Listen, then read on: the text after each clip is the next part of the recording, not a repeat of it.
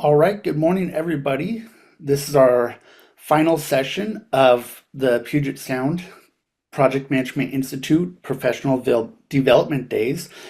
We have Dat with us today, but first we need Dat. Wait, I think I need to do some house cleaning first. Let me go back to that slide. Just some house cleaning inadequate, how to get the most out of the PSPMI presentations. The program committee of PSPMI is excited to provide high quality virtual presentations for the benefit of our members and guests. To enhance the viewing experience, we offer the following suggestions. This event will have video recording and photo capturing used for chapter promotional purposes. Please keep your microphone on mute when not talking. We always welcome questions, comments, or issues during the presentation. Please use the chat box as we will have a facilitator read them off to the presenter. This session is being recorded and will be made available on demand in Zoho platform for continued access. Thank you for your participation. Tran is a visionary founder and coach who helps people elevate their well-being so that they can have more capacity to give and receive to their success at work, home, and life. Drawing from 15 years of experience in tech as a former Microsoft leader, he has mastered the art of empowering individuals and businesses to thrive in high-stress environments. His impact is magnetic. His approach is both accessible and profoundly impactful while being rooted in his expertise in well-being, stress, and created psychological safety. Welcome, Dat. We look forward to this workshop. Whoops.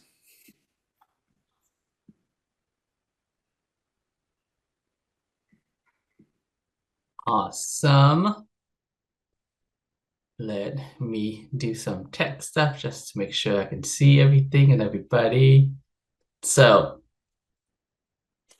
that was a long intro. I get kind of shy when people read my intro like that. But thank you so much, Jason, and thanks, Julie, and to the whole chapter for having me here today.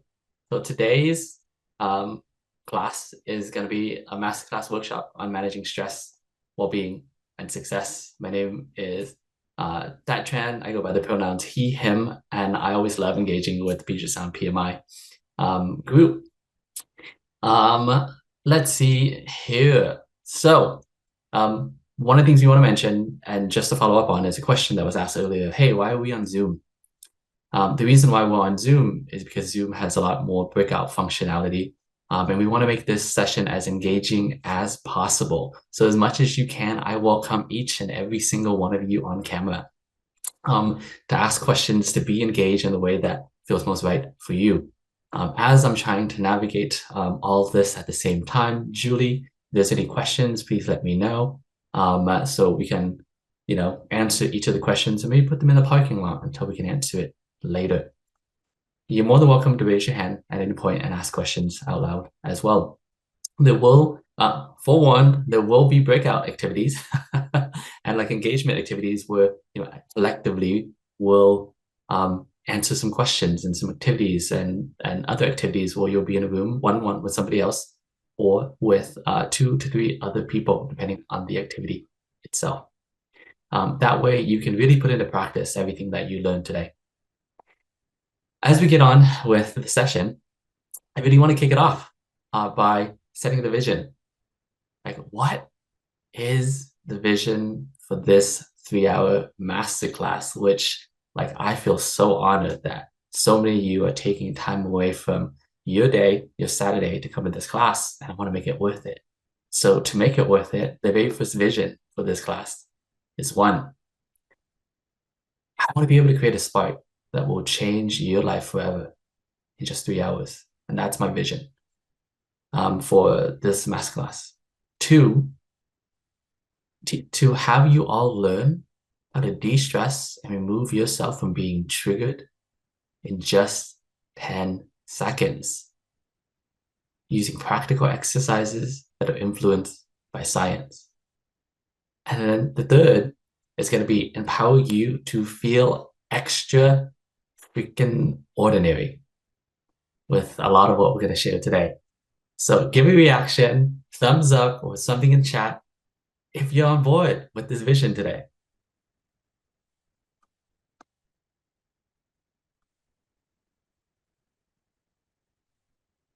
I don't think I can see everyone. So I'll assume that that's a yes. There we go. That's a little bit kind of easier on my end. Sweet. So let's go ahead and get started with all of that. And so how will we do that? We'll do that in 3 parts. We'll have adequate breaks in between.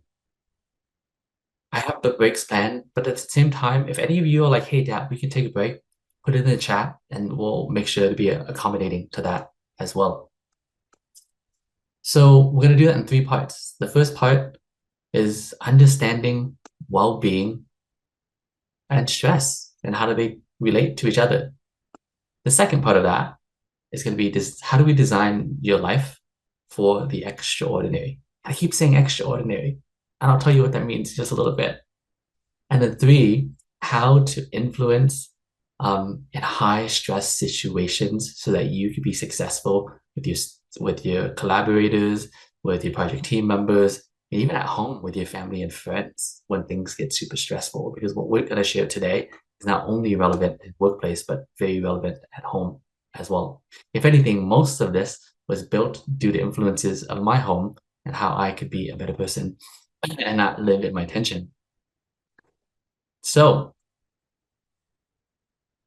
awesome. Introducing me a little bit more. So, I was born in Vietnam at the age of 2. And then I came to Seattle at the age of 2 with immigrant dad and quite a few family over here. Growing up throughout most of my life, I never really had anyone to model for me what good stress management looked like. And my coping mechanism was to numb, not really finding out until last year that I have ADHD. And, I'm hyperactive. I'm always moving around and couldn't understand. And actually, finding that my ADHD helped me significantly at work, but really slowed me down in other areas of life. My day job is as a stress and well-being coach. Half of what I do is really going out there, giving workshops, giving inspirational talks, being an inspirational speaker, and the other half is coaching people directly, either individuals, leaders, parents, couples, to learn how to manage stress and be extraordinary. I worked at Microsoft for a significant amount of my career, up until about last year. Where about 2 years before leaving Microsoft, I had prepared myself for that move, but really I was in a high stress situation and environment all the time, and oftentimes finding myself waking up at 6, 7 o'clock a.m. in the morning, working with people in Europe, and then working until evening with folks in Asia. Having to learn how to manage my stress and not being very successful at it, burning out time and time again, which is what led me to doing what I did today. But over time, I developed a expertise in how to influence in high stress situations, which I'm going to be passing on to you all. And more so than anything, I truly see myself as an old soul and a healer, constantly on the path of like healing myself and finding ways to help people heal their stress, their generational tension, et cetera, et cetera. Creating that space for me and so many people in the world. And so that's a little bit about me. So as we get started, I want to try something. And I would love for maybe a few folks to come on camera and come off mute as we're all going to try this together. So anyone other than Julie wanting to come off camera for just a little bit, it'll be a quick, easy 10, 15-second exercise. Great. Thanks, Kate. Thanks, Michelle. So thanks. And then other folks that I may or may not be able to see. So it's totally okay if you're not camera ready. I know that you all probably had a pretty early morning and there's been a lot of information and you're probably still processing what you learned over the last few days and this morning. And maybe that's causing a little bit challenging for you to show up. And so we're gonna release all that tension. I'd like you all to just shake your hands with me like this. Shake your hands and imagine that you're gathering magical power in your hand and your hands are turning extraordinary, right? And now clap. And then with this clap, you collected that magic tension release. And whatever part of your body feels tense, just use your hands to rub that part. And imagine that rubbing is just releasing your tension and allowing you to arrive in this session right now just a little bit better. And do that for another 5 seconds or so.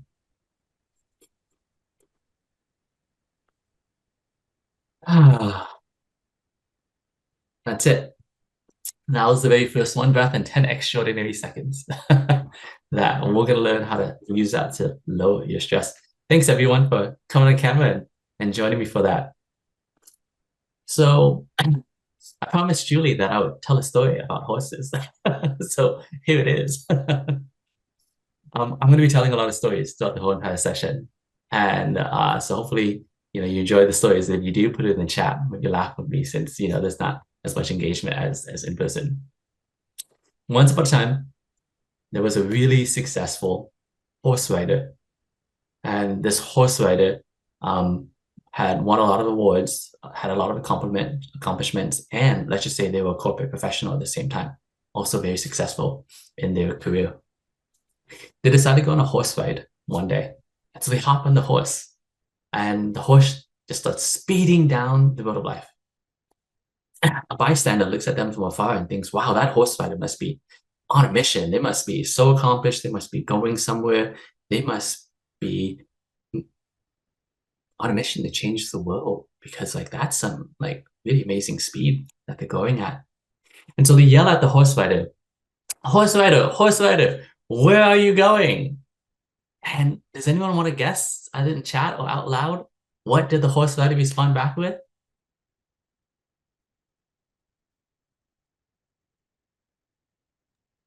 They're going with the horse. Thanks, Julie. The horse rider responded back with, I have no freaking idea. My horse got triggered. It's out of control. Exactly as she said, they're going with the horse.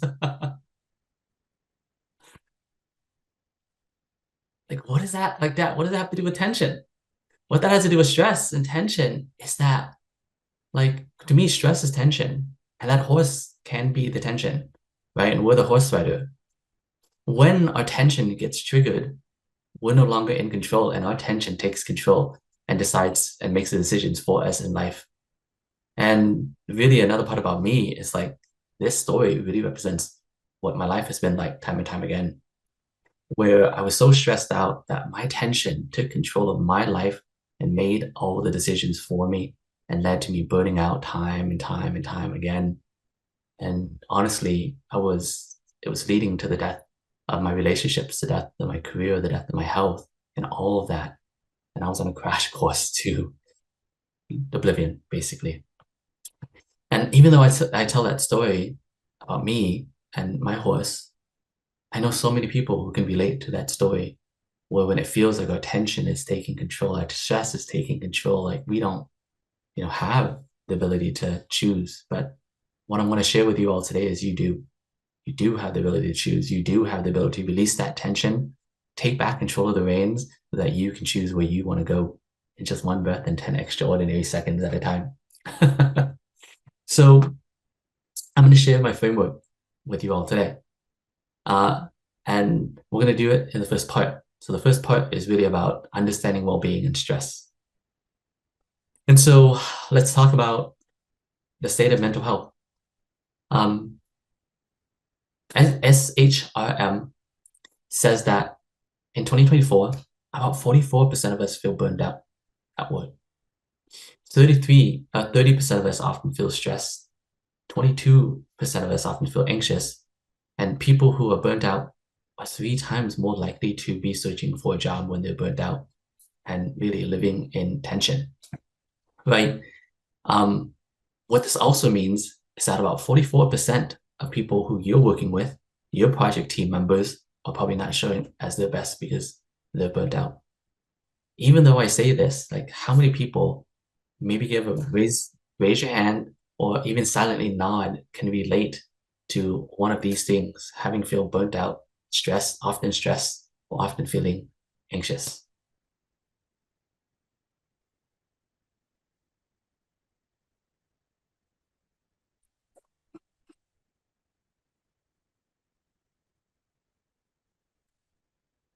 Okay, and I'm told that there is an echo. So thanks everyone for raising their hand.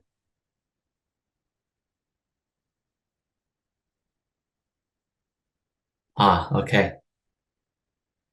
So thanks for acknowledging and showing that, Julie.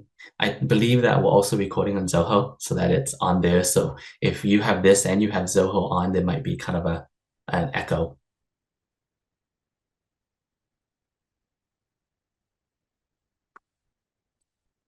So if you continue to have that echo, let us know. Julie or Wendy, you want to answer the chat about Zoho? Feel free to come off mute, please. So yeah, you're gonna want to close out Zoho. So if you're running both programs at the same time, it will provide an echo. We are recording it on Zoho, but that shouldn't be a problem for you guys echo-wise.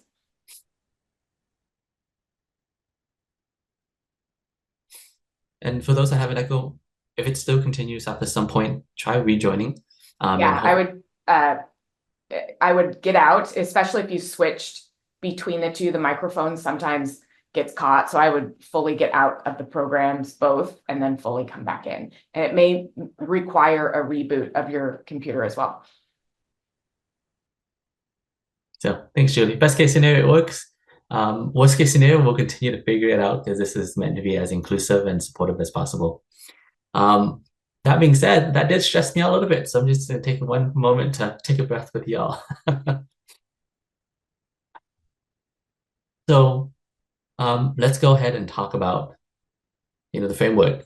What we're going to be working through today is really just 3 words. The framework and the secret is that we can make well-being more accessible and demystify stress in just 3 words. And those 3 words that you're going to be learning today is 1, bury, 2, release, and 3, process. By understanding these 3 words, you can really deeply understand stress. And it can be that simple. And we're going to learn how to de-stress with just 1 breath in 10 extraordinary seconds. So let's talk about well-being. So we're going to redefine well-being and stress in today's session. So well-being is your capacity to give, it's your capacity to receive, and your capacity to be extraordinary and ordinary. If you put extraordinary together, it's extraordinary. And so our focus here is not to be extraordinary, but to be ordinary, to relate as ordinary, but also be able to live in the ordinariness and to create extraordinary results out of the ordinary. The number one thing that impacts our well-being is stress. And how we can demystify stress is by calling it emotional, physical, and mental tension. When we view stress as tension, it's much more identifiable because we all know where we have the most tension, right? And so a question I'd like to ask you all is, in this exact moment, where in your body do you hold the most tension? Please put it in the chat. Is it your shoulder? Is it your head? Is it your arm? Where are you holding the most tension in your body today? For me, it's my upper back.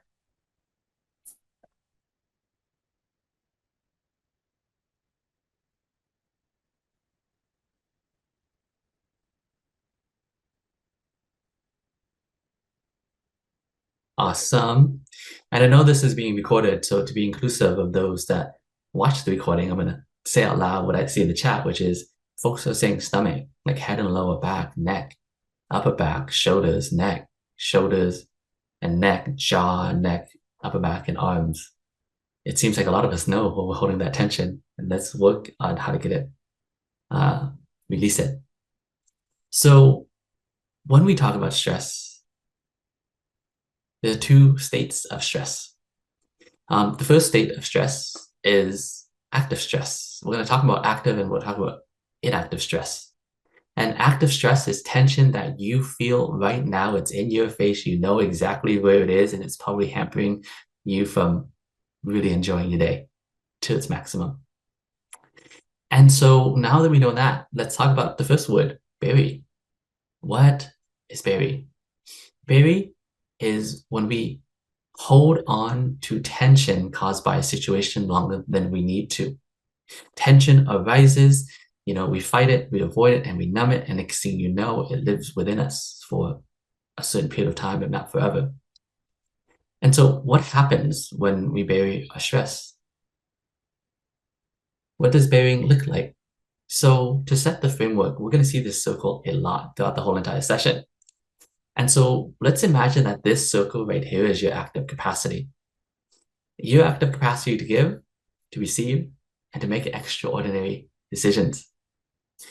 All of a sudden, something happens and it starts to create a lot of stress for you. As you start to, get stressed, tension starts to build in your body.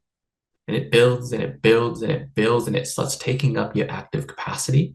And you start having a hard time focusing. And without you realizing, all of a sudden, it consumes your entire capacity. You have no more capacity to give and receive, or the quality is actually really low. As the tension keeps building, someone might say something that triggers us or upsets us or reminds us of maybe stress that we haven't dealt with. And next thing you know, we get triggered. And then once we get triggered, it starts getting worse and worse and worse as we fight it, as we avoid it, and as we numb it. I think many of us know that the situation or this experience where we get triggered and it just gets worse and worse, worse, and then it goes away. We calm down, we get some food, we go for a walk, and we think that it can't harm us anymore. But the reality is, it doesn't really go away without addressing it. What happens is it ends up burying itself inside of our body as tension. And that tension can come back and really impact us again later on, which we're not really going to talk about just yet. So really, the goal of the session is to teach you how to spot and acknowledge when that's happening and untrigger yourself, de-stress yourself, remove yourself from being triggered. But let's talk about the science first. The science looks like this.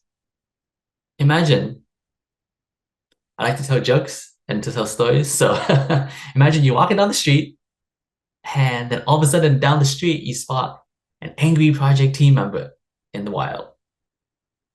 Without you realizing it, almost within less than a second, a signal is sent to two parts of your brain. The first part of your brain is the emotional brain, which is in the limbic system. There's a particular spot, a part of it called the amygdala. You don't need to remember all of this, but names, not so much, but just really the sensations. Your amygdala has one function. It is your smoke detector, really geared towards keeping you safe. Your rational brain is your prefrontal cortex, and that's where all your executive functions, your problem solving, your rational thinking, your emotional intelligence, and empathy lives, even though the emotional brain is called that. And so ultimately, you want to live in the rational brain. But if your amygdala, your smoke alarm, looks at this angry project team member and says, hey, this is not a safe situation. You shouldn't feel safe. What it'll do at that point is it'll send stress hormones throughout your entire body, hijack that signal that makes it to its rational brain and stops you from thinking and just reacting on the spot.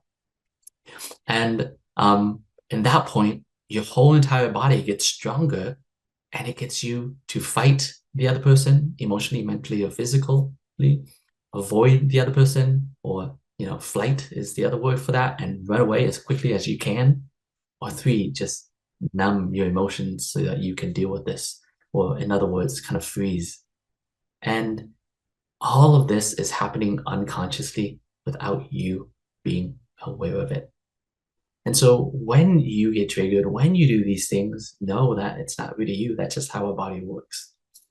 And now that you know how your body and your brain works just a little bit, we're going to talk about how to overcome that. One thing I want to acknowledge here is the source of this is a book called The Body Keeps the Score. It's a really great book, but I'm also super oversimplifying the science.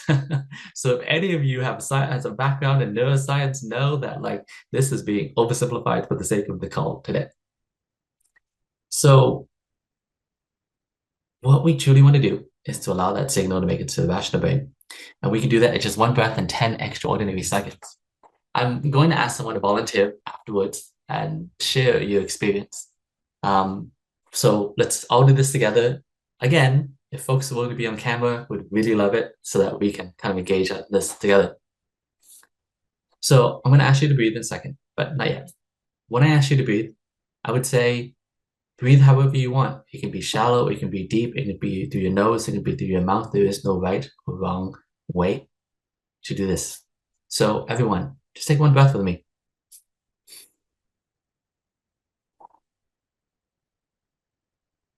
And now with this 1 breath, rub the back of your hands like this. Just rub the back of your hand as if this is the most extraordinary feeling you've ever had. Imagine that your hands are soft, your hands are healing, your hands are amazing, and the sensation of rubbing your hand is just so extraordinary in this moment. And if any thoughts come, let them go. Just keep focusing on how your hands are super extraordinary for the next 5 to 10 seconds.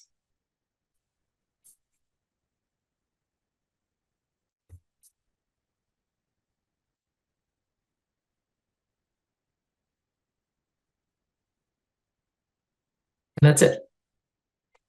That's the exercise. We'd love to hear from somebody to come off mute, like, what happened to your stress and tension as you were rubbing your hands together?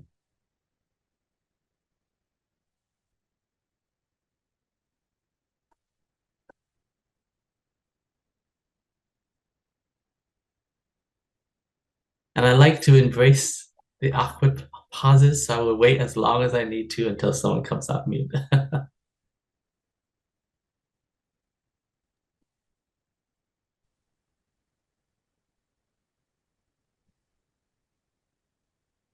Hi, Michelle. Hi. I like that it gave me something else to focus on besides being stressed. Yeah, and what did you notice your brain chatter or your thoughts as you were focusing on your hands? It calmed down a little bit. Thanks, Michelle. And thanks for folks that are sharing in the chat as well. So why did we do that? Let's talk about the science, or let's talk about the relation to the science. When you're living in the emotional brain, your body is sending stress hormones throughout your entire body. Your brain is sending stress hormones to your entire body and nervous system to get activated. And as that's happening, it really prevents us from thinking rationally. And I think many of us know those moments where like you're completely just stressed out and someone tells you, hey, just breathe, just calm down. I don't know about you, but when someone tells me that, I'm like, absolutely not. I'm not going to calm down. I want to stay in my stress mode. I want to live in my tension. And what we're asking you to do here is just take 1 breath. 1 breath. That 1 breath becomes a catalyst that opens the door from the emotional brain to the rational brain.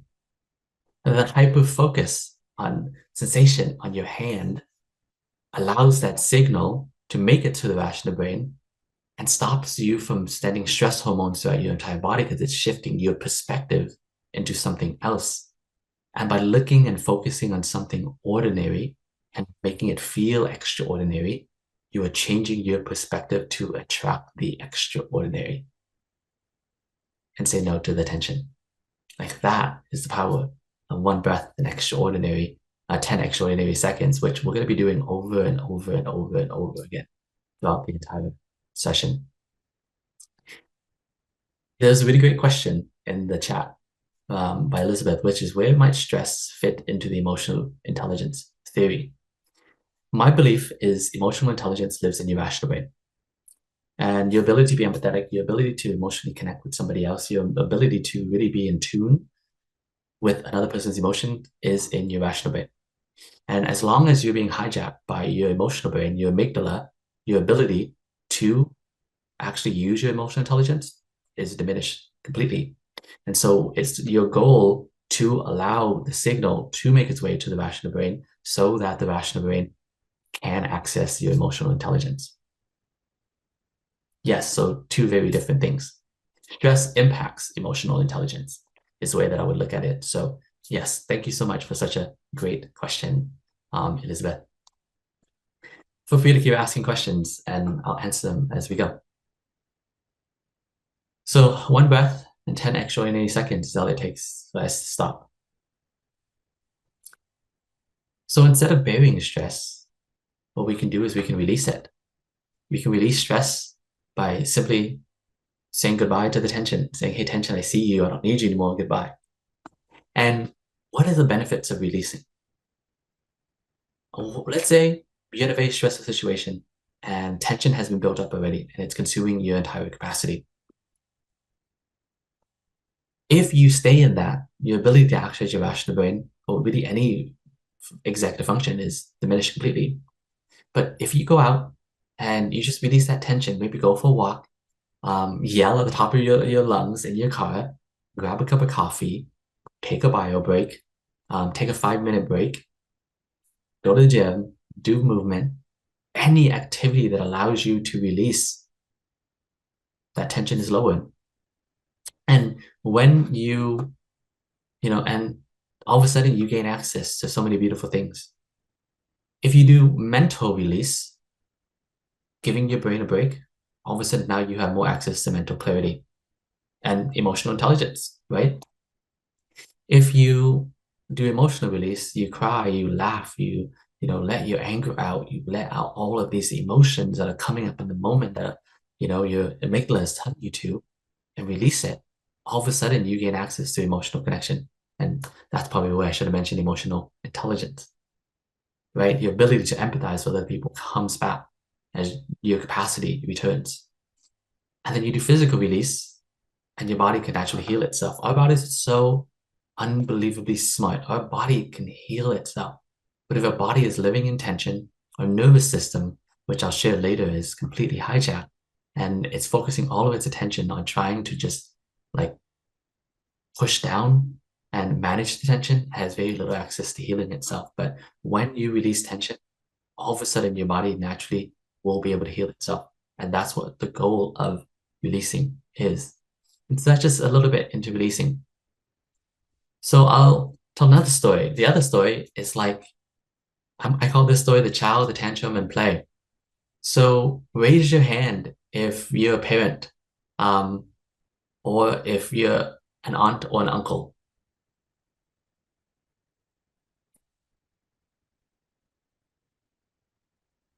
And if any, would any parent want to be open to come off mute? I know it's lunchtime now, and to maybe have a conversation with me.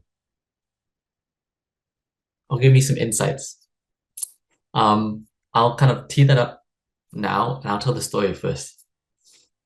The story is like, as parents, have you ever experienced this experience where all of a sudden your child is playing, they're playing outside, and then something bad happens, and they just start going like throwing a tantrum, and they get super upset, and they're super, sad, and their emotions just go completely wild. And after the emotion goes wild, they let it all out, and then as if though nothing ever happened, they go back to playing as if though that tantrum just didn't exist at all. Has any parent here ever experienced that? Or has anyone ever seen a child do that before?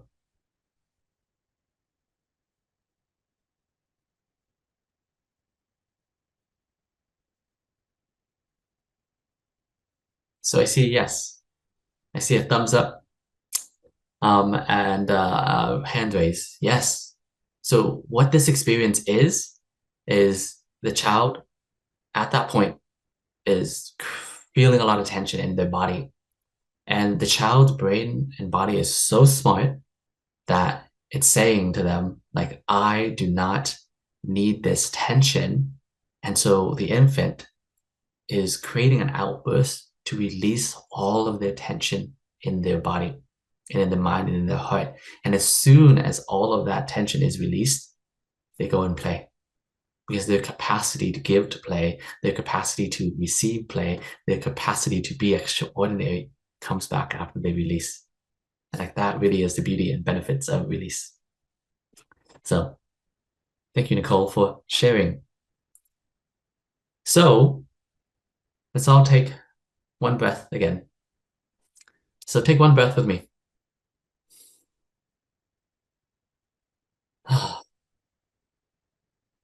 And now choose an object in your room. Maybe it might be a clock, it might be a lamp, it might be the shades. Just choose one object. And look at that object as if though it's the most amazing thing in the world. Like look at it as if though it's ordinary, but find the extraordinary out of it. Like maybe look at the shades, the different colors, how it's made, and just keep focusing on how it's extraordinary for about 10 seconds. And if it's not, find something extraordinary about it. Make up a story.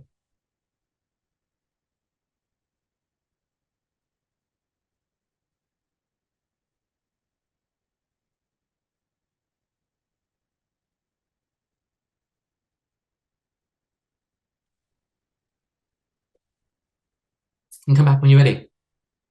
We'd love to hear from somebody. Like how was that experience for you? And how did that change your relationship with this object that you found to be extraordinary for about 10 seconds?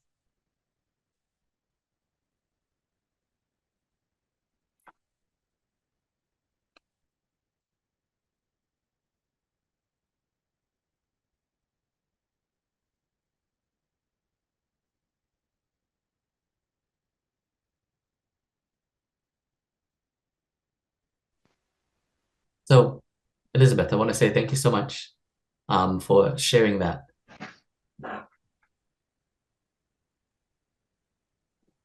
Hey, Hey, Evan. Hey, Wendy. Sorry. so I've been trying to deal with the tech thing, and I just kind of stopped it. Then this was a good exercise. I wanted to focus on this, and I was like, oh, wow. It helped me just calm down and relax, and listen in to and participate with you, Dad. So I'm just thankful for these exercises and remind me to just slow down. Yeah. So wanted to share. Thanks, Wendy. What you shared is exactly what I'm hoping for, which is that when we're going through a stressful day, a stressful situation, like our tension wants us to stay in tension. Our tension wants us to not be on camera. Our tension wants us to go focus on this. But just taking 10 seconds to appreciate something mundane, something normal, all of a sudden like gets us to attract just that. So, and thank you so much, Elizabeth, Anna, and Deanna for sharing. Hyper focus on something is so powerful because that hyper focus takes us away from our tension, which is like a child doing a tantrum saying, I need you to look at me.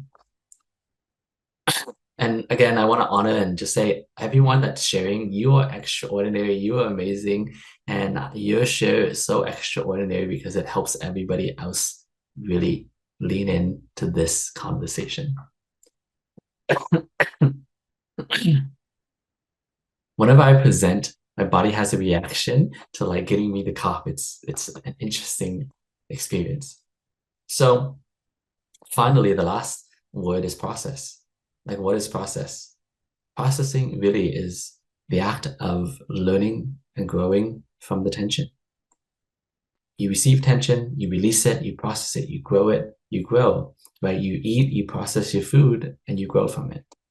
That's what really processing is. What does processing look like? What processing can look like is first, we have to release the tension. We release the tension first, and once we release that tension, we gain capacity to give and receive to a new idea, to processing, to growth. And then you level up by growing your capacity to handle that tension in the future. One of the things I want to share here that's really important, that it's important to release first. Because if we're filled with tension and we're trying to process and we're trying to find an answer, a solution, we don't have any capacity to process. I think a lot of us have had this experience where we're just like so overwhelmed, we're trying to figure out an answer, we can't, and all of a sudden we go for a walk, we maybe have some dinner, we do some activity that calms us down, maybe take a bath, go to the bathroom, do some self-care, and then the answer just magically shows up. Like, why is that? Right? Why is it that some of the best answers, some of the best ideas come from when we take a shower? The reason why that is because when you're in the shower, that shower is helping you release your tension, and then that answer that you're looking for was actually there all along, hidden underneath your tension. So when you got rid of your tension, then you were finally truly able to learn and grow from it. And so processing is most healthy after you release. And coming from someone with ADHD, my brain is constantly trying to process 24/7, constantly trying to overthink. And what I realize is the best answers that I come with is after I release. And we'll talk more in the session about like, hey, how do we release? How do we design? Well, this is really just a segue. And so again, 1 breath and 10 extraordinary seconds. I'd like for you all to take a breath with me.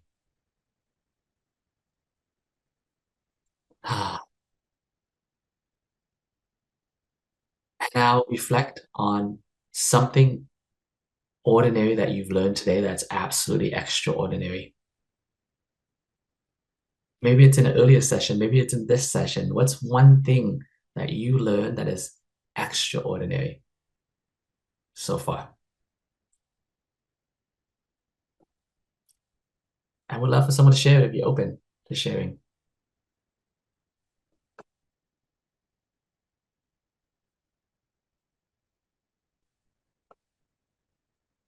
What is one thing that you've learned that is extraordinary?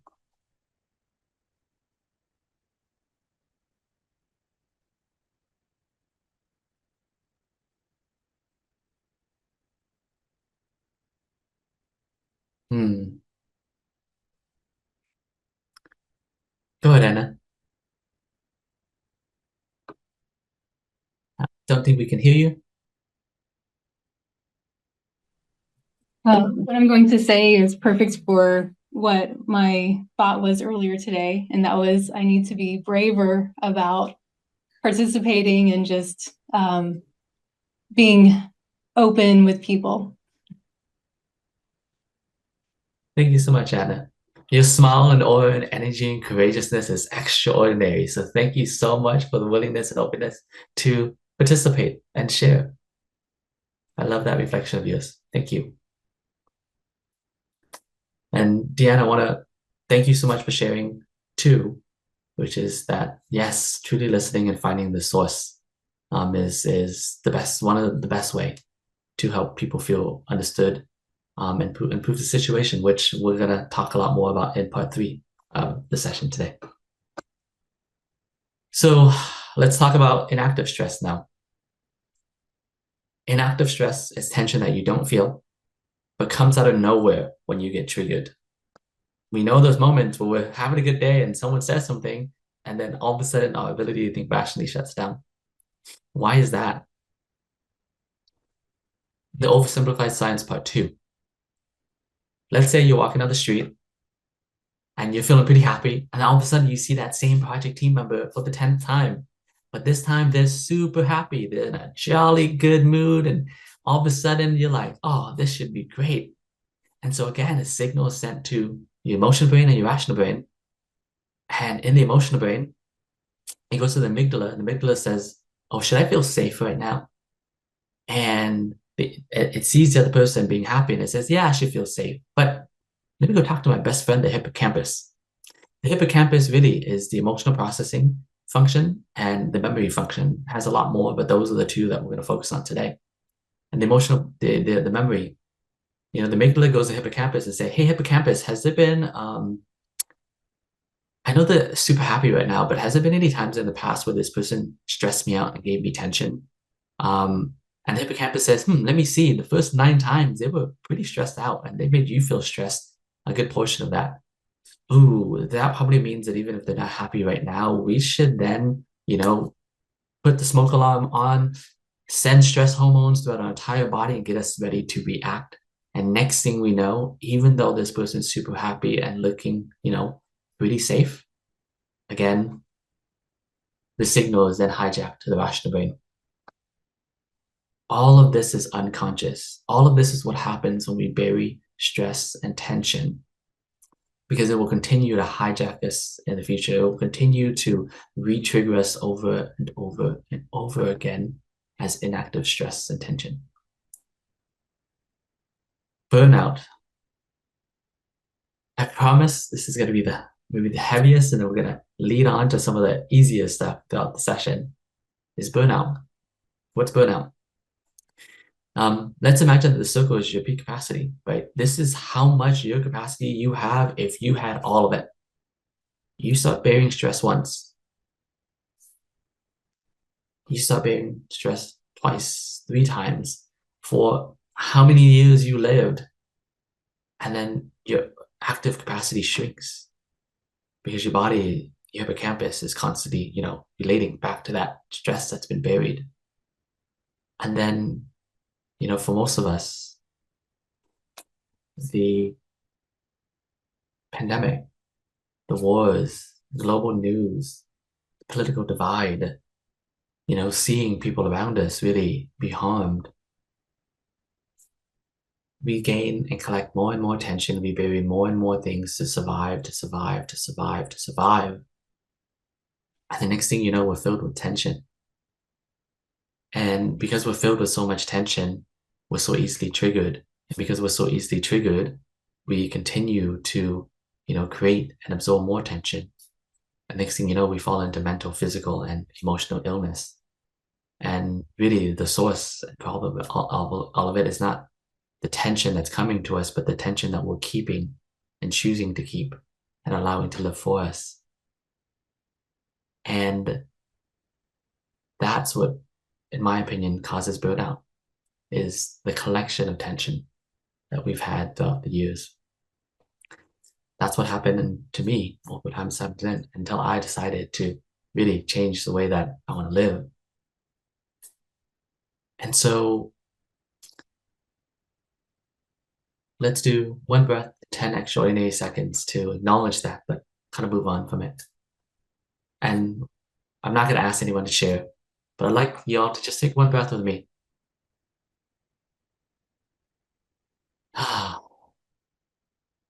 Now look at your hand. Actually, I'm going to do multiple.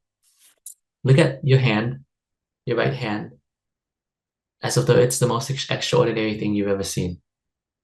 Maybe look at the lines, the colors, the shapes, the textures, any calluses or dryness that you might have, as if though your hands are super extraordinary.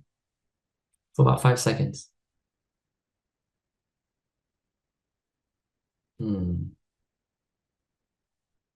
Now the next 10-second exercise is just keep breathing in, breathing out.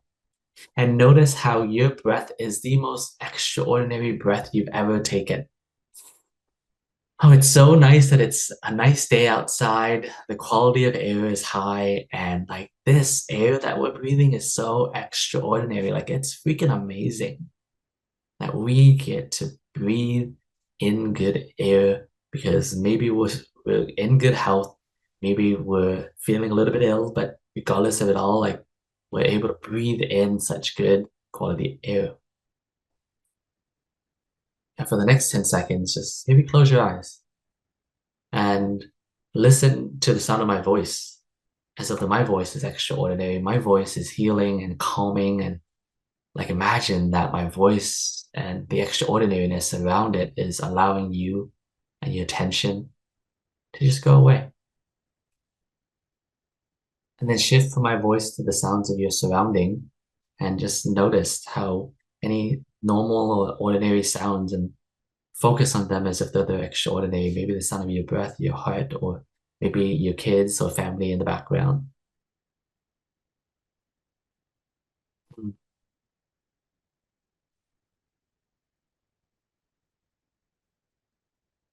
And come back. What we did just now was one breath and many extraordinary seconds, allowing you to come and arrive after that slide. So there's a comment in the chat, which I will address later. Even though that's the case, what science and neuroplasticity and so much research is saying these days is that you can rewire your brain, you can undo it all, you can choose. And so what we can do to, instead of bearing stress, we can go back to that tension that we received in the past, identify that tension that we want to release, softly create awareness of that tension, do an activity, maybe by ourselves with a professional or in a community, to say, hello, tension, I see you. I know what you did for me. It's time to say goodbye. And let it go. Maybe cry the tears that you never had. Maybe rage. Maybe, yes, out the red spot. Maybe go for a walk. Go for a run.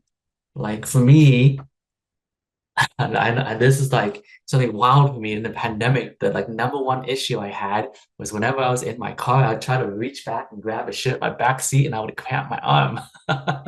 So in the last few months, I've been stretching my arm like this over and over and over again. I've identified that tension, created awareness, released it, and now I can reach back and not pull my arm anymore. Like that's what I mean by we can always not maybe reverse everything, but reverse a good amount of it by simply identifying, creating awareness, and saying, hello, tension, I see you. Thank you for what you did for me. It's time to say goodbye. And then let it out. Let out that red spot, that green spot, that gray spot, so that we can regain the path to our extraordinariness even more so than what we shared today. So originally, I had like planned to do breakout rooms, but I feel like it's lunchtimes and people are kind of like in this like chill mode. So I love, instead of doing breakout rooms for now, I love to just ask people a question. What's something that you want to release? What's some tension that you want to release? And if possible, I would love for you all to be engaged or, share something in the chat or come off mute. And fully accept if you choose not to. I welcome whatever feels right for you. So, envy. You want to release envy. What else do folks want to release? And I'll give an example, which is, I was maybe frustration for a coworker or for one of my project team members. Tension in my neck. What's one thing that people want to release?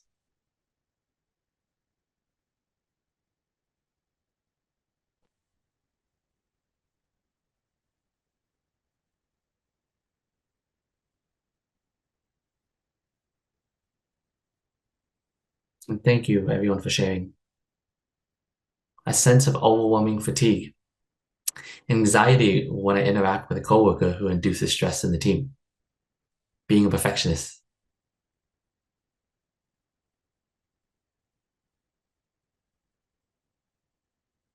Stuck in a role that doesn't use my strengths. And tension from that role. And probably tension that it's creating. Yes, I can relate to all the things that folks are commenting on. Me too.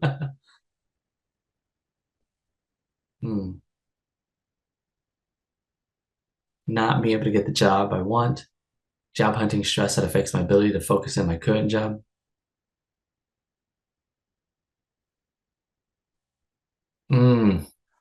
I want to release the overly high bar I set for myself. And for those that have shared, we'd love for you to ask another question. Did you feel like it released a little bit when you shared it out loud in community?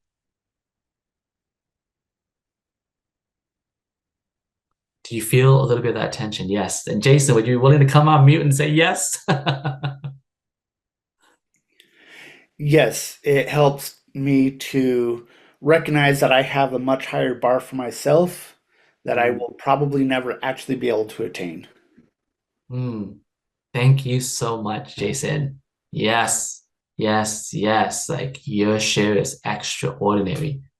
When we live in tension, our tension wants to hide, it wants to not share, it wants to not come out because it wants to be in control.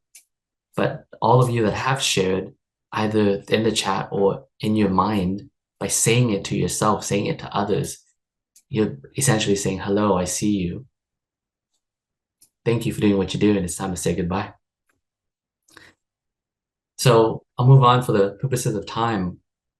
The path to growth and purpose really is about creating awareness, releasing so that you create space for processing, and then growing your capacity to handle that stress. Because if you learn from your past lessons, your past tension, you can move forward.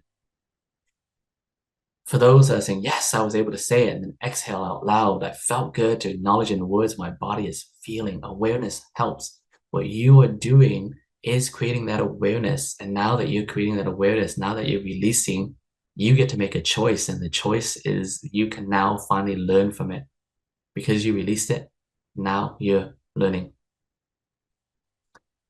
So I'm gonna take a look at the slides to see where we're at right now. But one breath. I'm going to skip this one actually.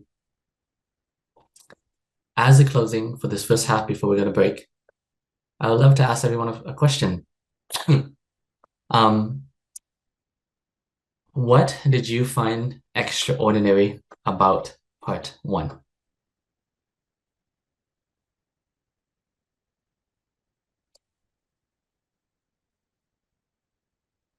What did you learn from the first part of this session?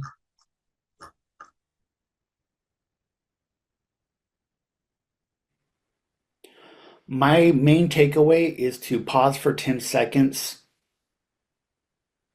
and breathe.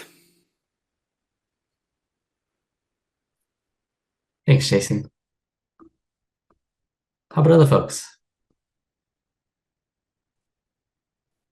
That I'm not the only one that has their stress tank nearly to the top. Yeah. Thanks, Kate. And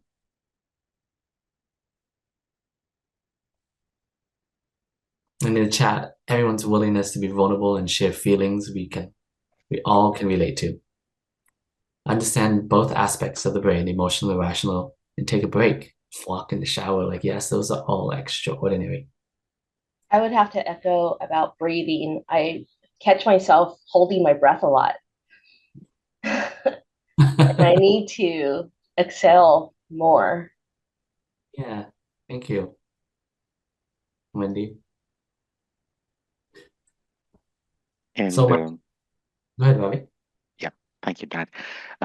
Just wanted to add that at times we kind of not try to acknowledge and run away from tensions, assuming that it will go away or um, it will kind of disappear.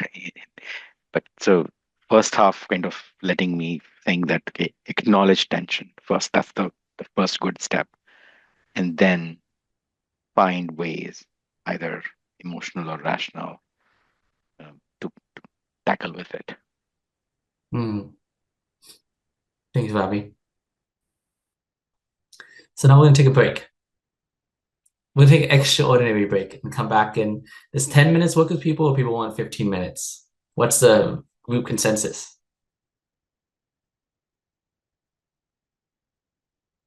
15. Let's do 15 minutes.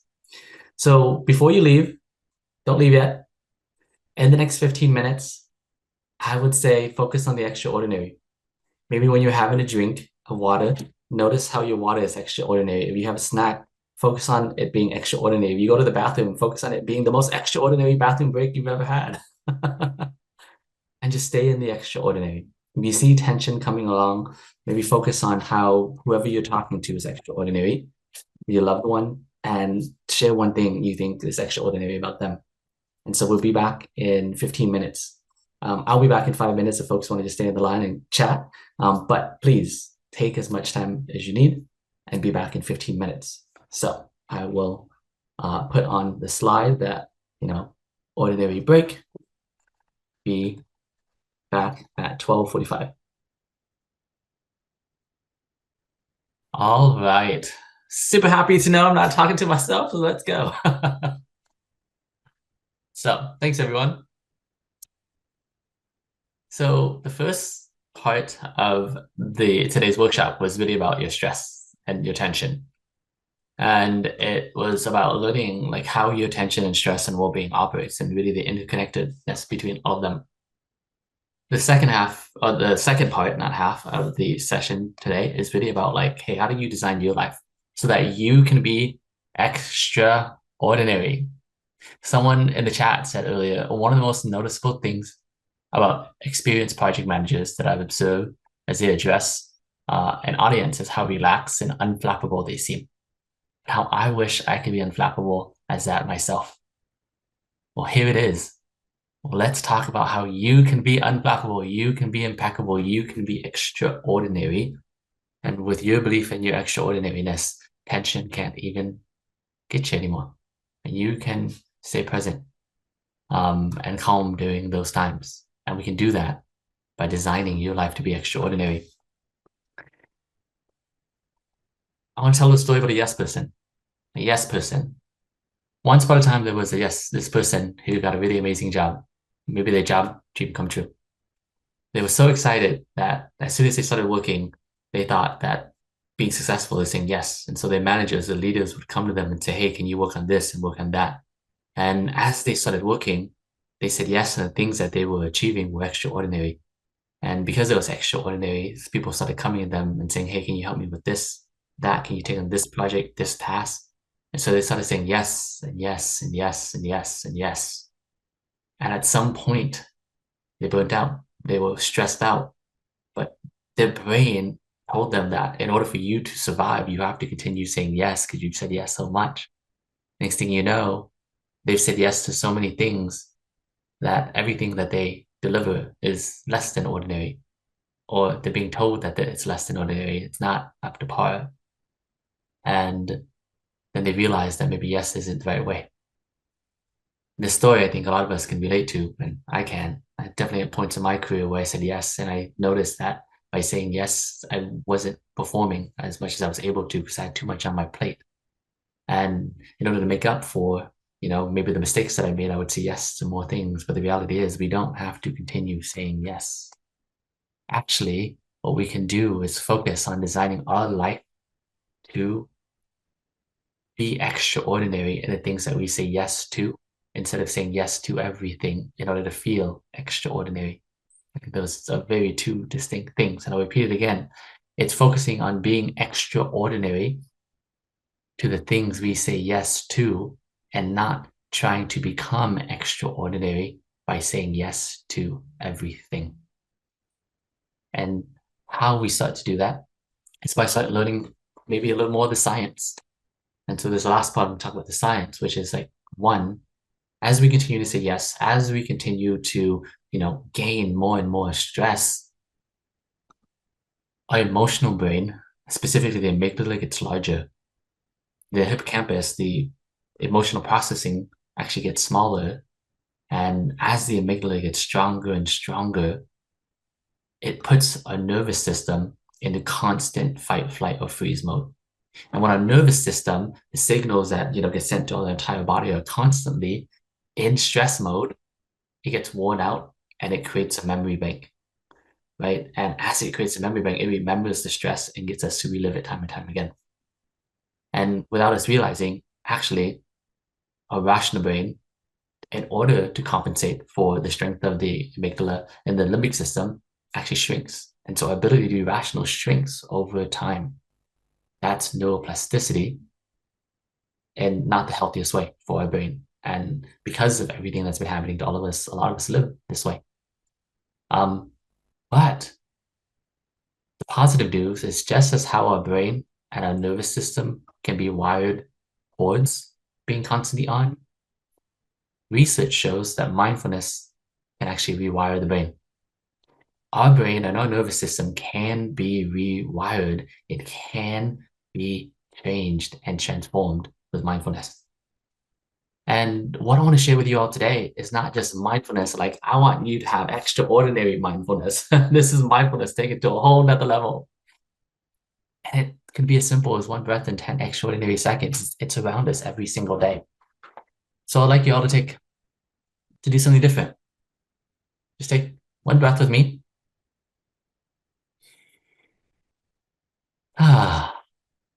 And with that one breath, now look at that tree.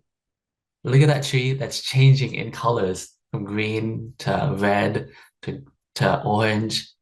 And look at that tree as if it's the most extraordinary thing you've ever seen. This very ordinary tree. And just keep looking at it as if it is extraordinary for about 10 seconds.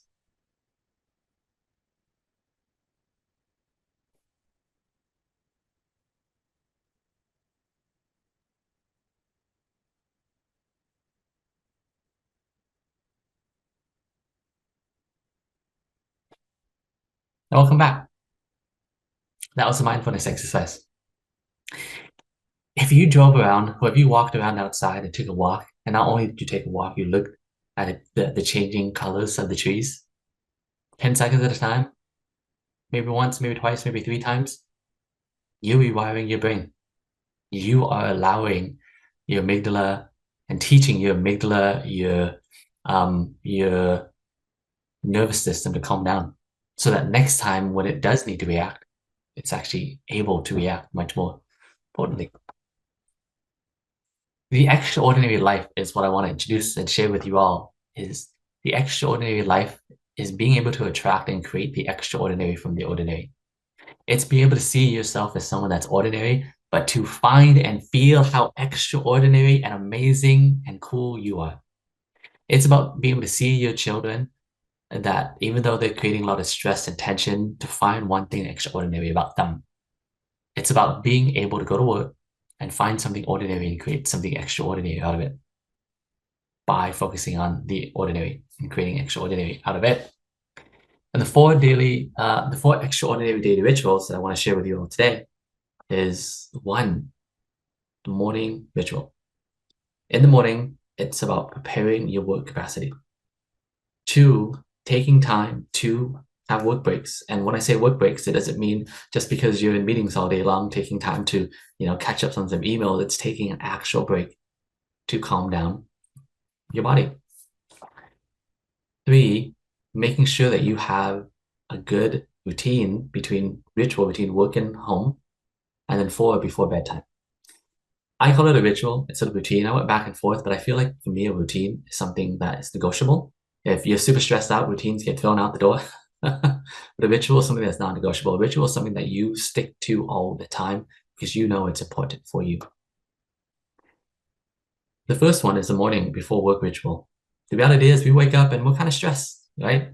And maybe we had a bad dream, maybe we were grumpy, maybe we're still kind of wake up, but there's some tension that happens in the morning. It's do an activity to prepare your capacity to be extraordinary throughout the day. Because if you feel extraordinary right from the get-go, the tension, the stress that comes your way feels a lot smaller. I'll give an example of the extraordinariness. I think a lot of us have experienced this feeling where we're filled with a lot of tension, a lot of stress. Summer's coming along, we just can't wait to take a vacation. And then you go on vacation, and on your vacation, you see extraordinary things, like just really cool, like architecture, really cool scenery. You eat really amazing food, and you come home, and that same stress that you felt feels so small because you lived in the extraordinary. And now that you live in the extraordinary, everything feels smaller. Doing an activity in the morning allows you to have that same effect. Maybe having a cup of coffee and imagining that this cup of coffee is the most extraordinary thing in the world. Maybe it's giving, yourself or someone you love a hug. If you have a pet, maybe it's just spending time with your pet, drinking water as if this is the most extraordinary thing ever. To allow yourself to be extraordinary for the rest of the day. I read an article about how Satya Nadella, the CEO of Microsoft, every morning he does a half-hour run and then reflects about the rest of the day. Is he running so that he can be in good health? I'd like to think that he's running because he's putting his body through something extraordinary so he can feel extraordinary for the rest of the day. And all his decisions are impeccable. So any tension or stress that comes his way is not going to impact him. Reflecting on the extraordinary, maybe journaling, maybe thinking about what do I need to do to make my day extraordinary, really allows the rest of the day to follow. Your belief system is what matters most. And so if you're waking up feeling a lot of tension, and the very first thing you do is you go to news and you're reading all of this negative news, and you're already pushing tension into your body, that tension is going to follow. But having a morning ritual routine that allows you to prepare your capacity is going to make you much more effective throughout the day. So that's one. What I'd like to ask folks is, so before that, another thing is the extraordinary lifestyle focuses on living in the extraordinary more than living in tension. When you live in the extraordinary, tension feels super small. When you live in tension, tension feels really big. Perspective matters.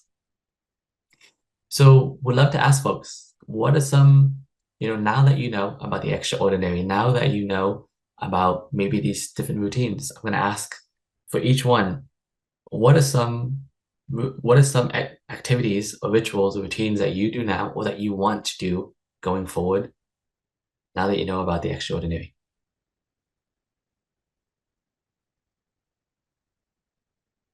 For me, it is just taking my time, having a delicious breakfast. And eating that breakfast as if though it is the most delicious, extraordinary breakfast that I can have in that moment to help me kind of create that capacity for the rest of the day. How about other folks?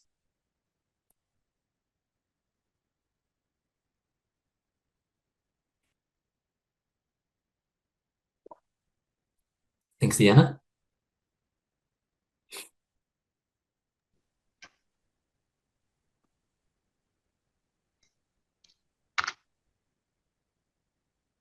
And while we're doing that, thanks, Elizabeth, for sharing what you shared. Go ahead, Wendy.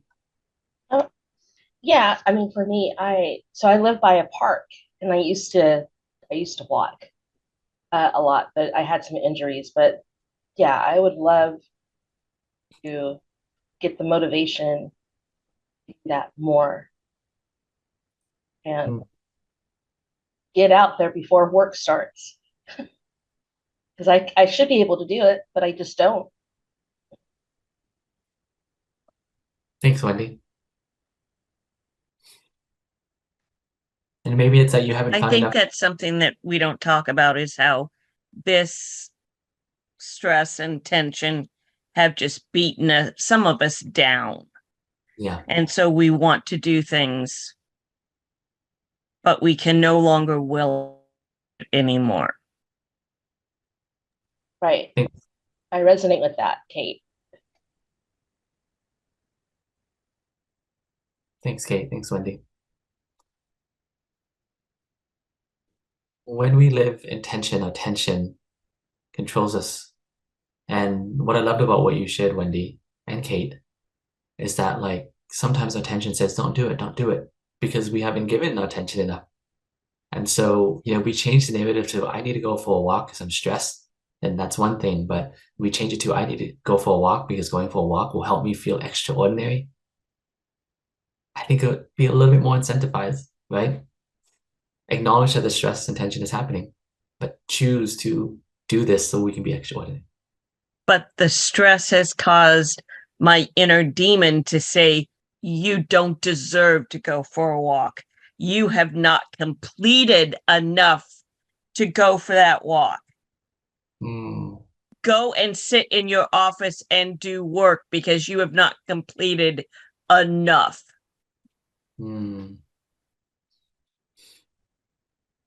Thank you so much.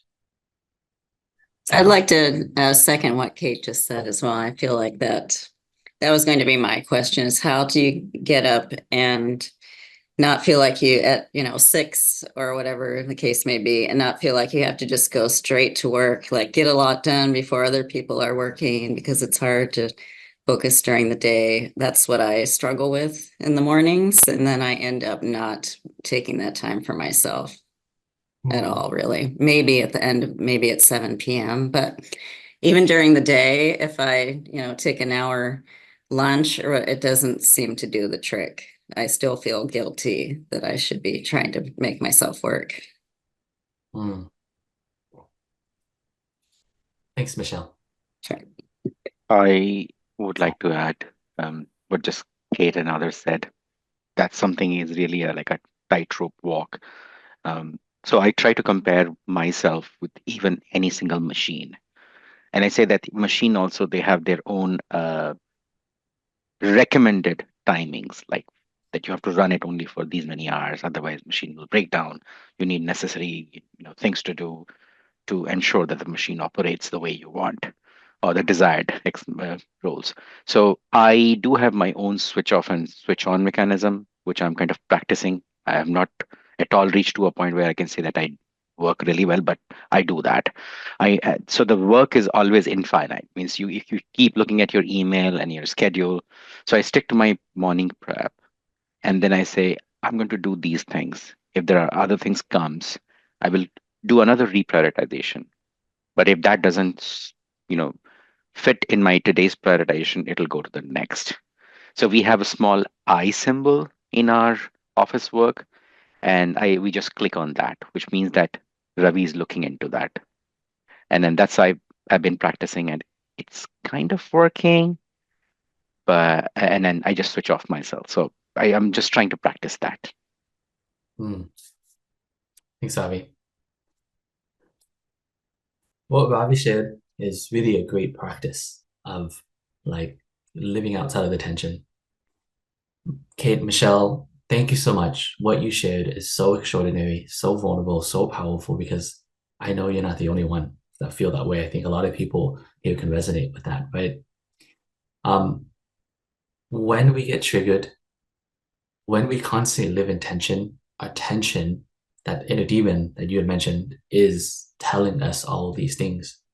And it's separating that, like, hey, that's my tension, that's my horse, that is not actually what reality looks like.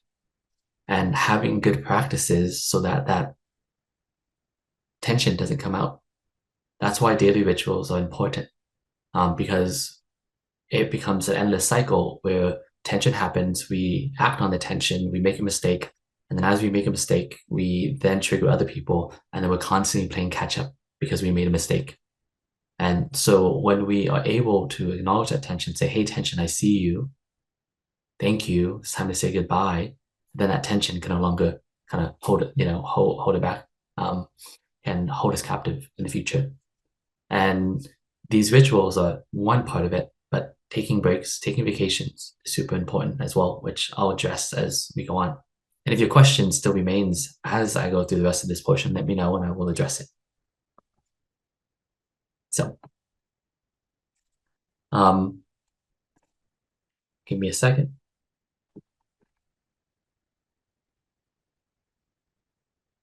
Okay. So I accidentally messaged someone. They're messaging me instead of the group. Just wanted to let them know. So this is one part of it, and I'll address it in a little bit as well.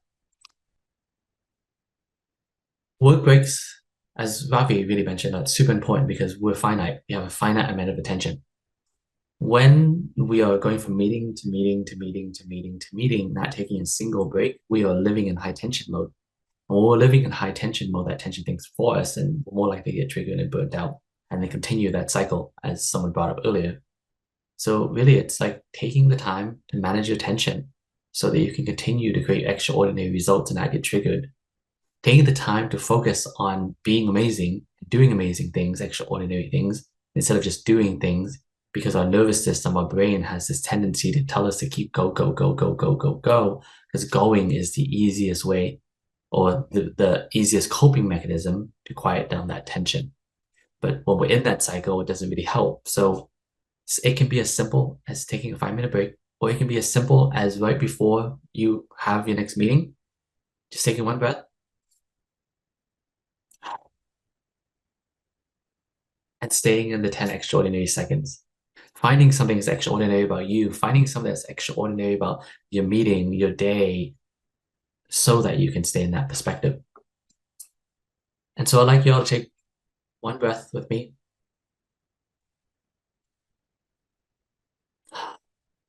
And for those willing to share, put in the chat, what is something extraordinary about what Kate, Michelle, Ravi, or somebody else has shared so far?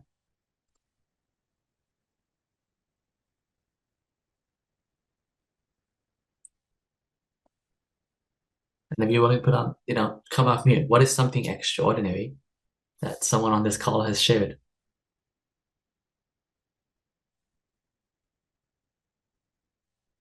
And for me, I'll say it, Kate, what's so extraordinary about your share is the vulnerability and the courage you had to share it with the group.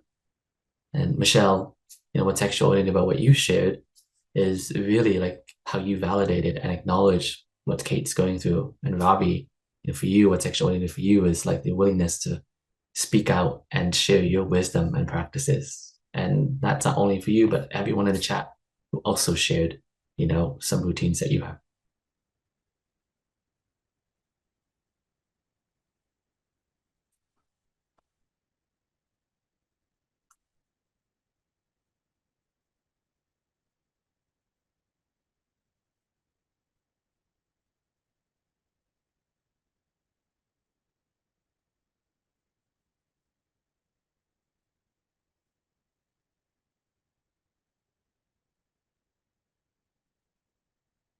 And someone shared, I like Deanna's micro breaks suggestions. And it seems like we all know what's good for us, however we need to be. That extra motivation to kickstart us, well, for me. Thanks, folks, for sharing. So the most important break that I found is actually the work to home transition. The whole work to home ritual is really about making sure that you don't take your work stress and tension and carry it home. Before the pandemic, we all commuted to work, or most of us did, right? We would get up, commute to work, and on the commute to work, we would maybe be stuck in traffic, but we would release all home tension. So by the time we got to work, we did well. And then on the way home, we would release any work tension on the commute home, maybe yell at the top of our lungs when we get home and allow that tension to exit us so that by the time we got home to family, we could be extraordinary, we could be present. But then all of a sudden the pandemic happened. We, woke up, took care of a home life, went straight to work, barely had breakfast, meetings all day long, finished work and go straight to our family. And then we trigger our family because our head's in the cloud and we're not present. That happened to be quite a bit. But what I realized is instead of trying to spend 5 hours with my family in the evening, what if I spent 15 minutes, an hour releasing that work tension so that other 4 hours that I spent with them was extraordinary. So that other 4 hours that I spent with them was truly present, truly there, et cetera, et cetera. One of the things that causes the inner tension to come out time and time again is when we live in that tension. So taking the time throughout our day to release that tension allows us to live in an extraordinary perspective that will overpower that tension if it does come up. And so that's the third one. The extraordinary lifestyle is also believing that emotional, physical, and mental release are all important. We need to take the time to release that tension emotionally, physically, and mentally. Because when we do that, it quiets down. The more tension we have, the more these voices, pushing us to work hard, do more, more, more, show up. The less tension we have, the less it pushes us and we can think more clearly. So I will group this with the next one, be conscious of time. So the last one is before bedtime ritual. We go throughout the day, and then at bedtime, we read, we journal, we think, we call a friend, we really chat. But the bedtime ritual is really about making sure that we empty all of our remaining tension. Because oftentimes I find the number one thing that causes us not to be able to sleep is tension, right? Tension is getting us to think about the day, to think, do. It gets us to wake up in the middle of the night saying, oh, did I do the dishes? Did I do the laundry? Did I, take out the trash? Because that tension is there. And if we have a gentle routine it allows us to release all tension so we can sleep better. And then day after day, the goal of these rituals is to release more tension than you're gaining. The reason why we get into these states of constant needing to do more is because we're gaining more tension than we're releasing every day.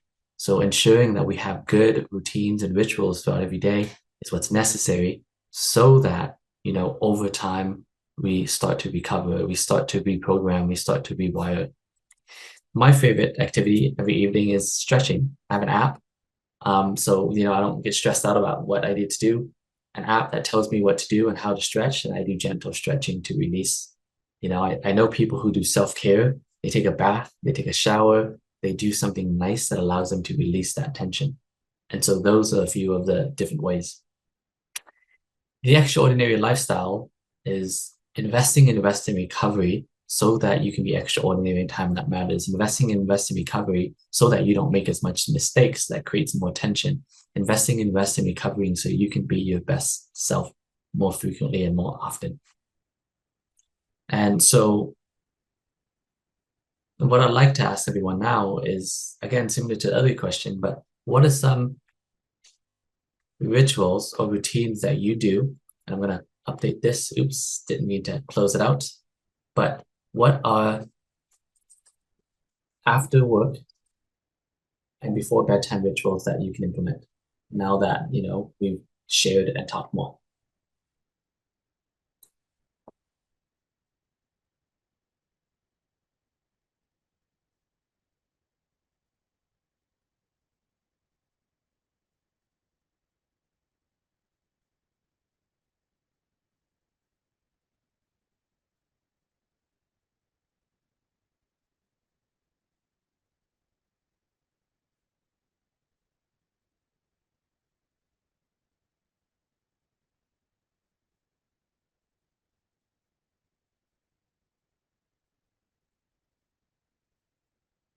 Some of the things I see are trying to read a book before sleep daily, decompressing after work, before addressing home life. Yes, that is an absolute must.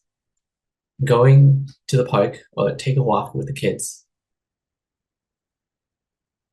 And then Elizabeth just had heads up, you're direct messaging me because I messaged you, and I think Zoom just did that by accident. So just heads up if you want to let everyone else know and share with the chat.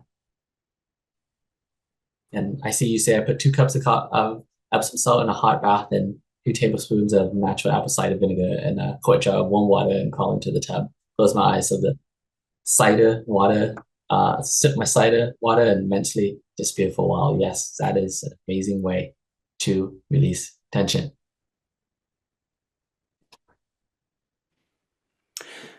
Yeah, for me, I was thinking I start my day with a cup of coffee, and that's really important. If I don't get that first cup, then it's not going to be a good day. So, what if I end my day with a cold glass of water and do the same thing to where I just simply decompose while I'm drinking that glass of water? Thanks, Jason. Exactly. One of the most common ways to decompress is to call a friend to vent. After work, calling a friend to vent and making sure they have the capacity to hold space for us. I see after work, I relax a bit, then I go to the gym for my regular workout. Before going to bed, I prefer to read a book. Yes. What I love about all these shares is it's like a routine, it's necessary.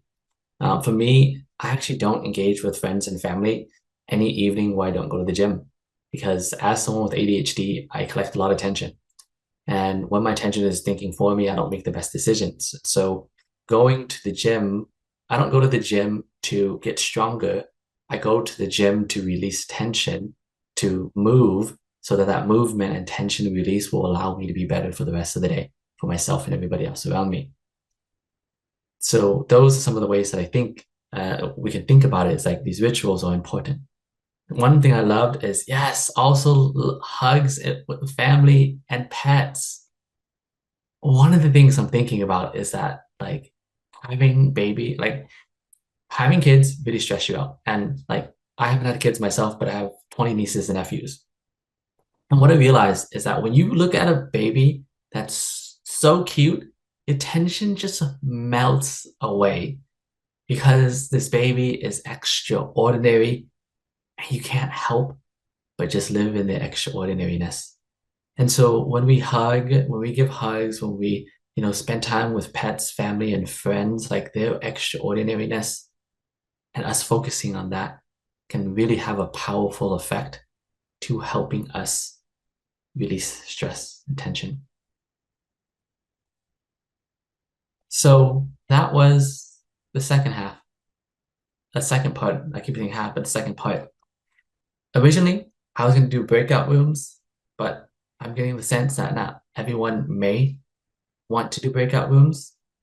And so what we can do here is I would love to ask, who wants to be in a breakout room to have a private conversation with a group?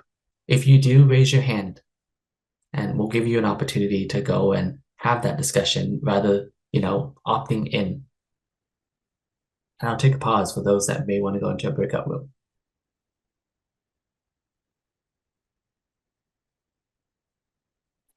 The breakout room is where you're going to have a conversation with two other people to talk about how you might design your life going forward to have good daily practices.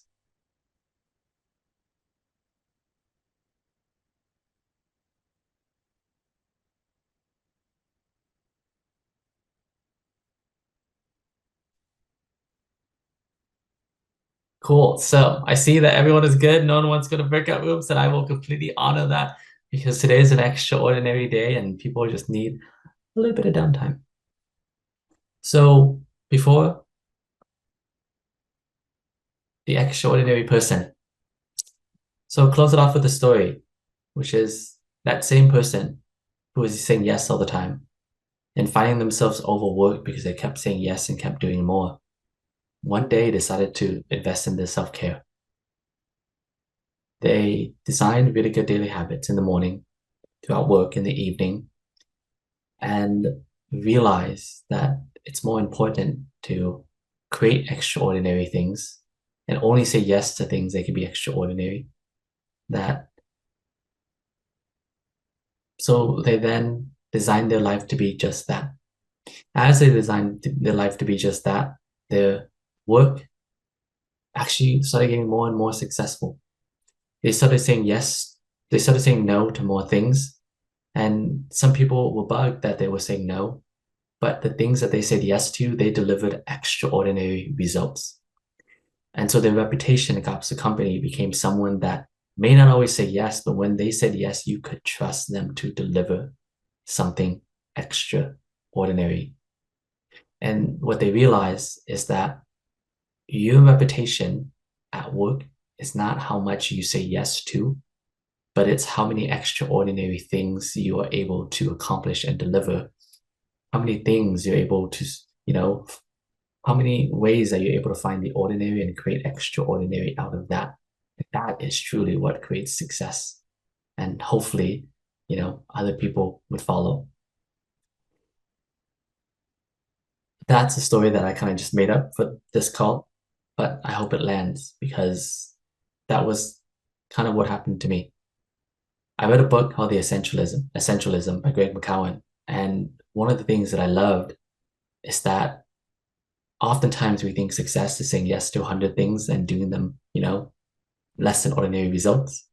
But really success is saying maybe yes to 40 things, doing ordinary results in 20 of them, and doing extraordinary results in 5 to 20 of them. Like that is where we're going to generate the most and greatest impact. So similar to the first part, I know this maybe part was a little more challenging, but would love to ask folks, what do you find to be extraordinary about the second part, about how you might be able to design your life so that you could be extraordinary more often, and about how routine and ritual is important to staying out of stress and tension? The fact that Robbie has cracked the code and he has a process and he sticks to it. I'm kind of jealous, Robbie. Kate, you You're making me feel, oh my God, I'm so perfectionist. In reality, I practice, I fail because I struggle with what Dad just said, that the extraordinary yes person. So I I was tend to be yes person. Now I kind of do yes and not just yes, which means that yes, we can do it, but that doesn't mean we'll do it now or today or immediately. We'll do it, um, but what details do we have and how to do that? So yeah, I think it's all about practicing. I'm just trying to practice that, but yeah, that's something I found it that's landing well.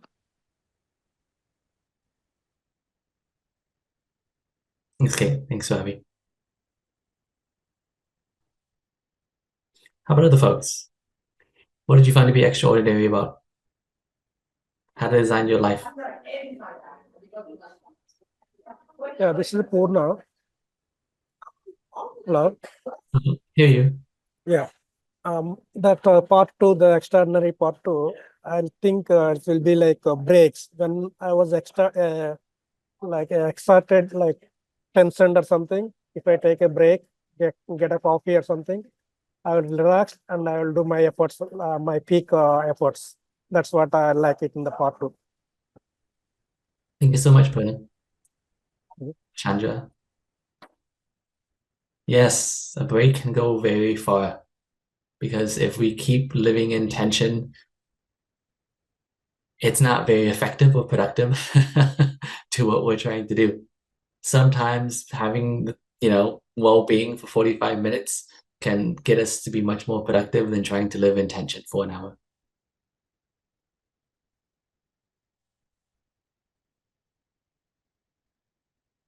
How about other folks? I'll leave it open for 3 more minutes for folks that want to share, and we'll take a 15-minute break again.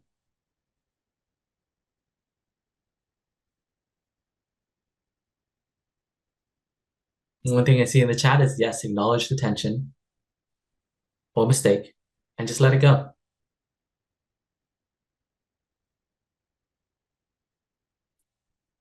I think for me, one of the biggest lessons I've learned over the years is have some sort of activity after work that allows me to release my tension so I don't carry it and project it to my home life, to the people that matter the most to me. Because oftentimes, if I carried my work tension to my home tension, it would cause more tension that would carry to my work tension the next day. It became an endless cycle. So making sure that I have time after work every single day and maybe setting some boundaries was super helpful.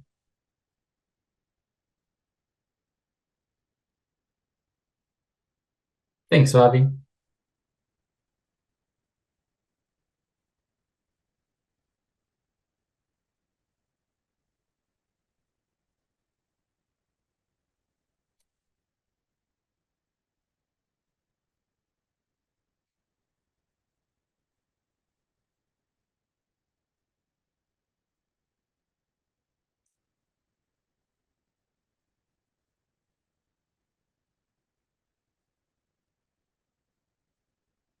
So before we go to the break, just wanted to check in. How's everyone feeling?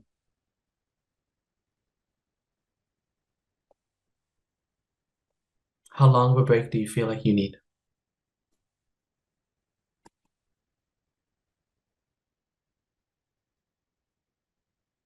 I hear calm, I hear relaxed, I hear thumbs up. One person said 10 minutes. Anyone need a 15-minute break? Let me know if you do, and if you do, then we'll do that. Or is everyone good with 10 minutes?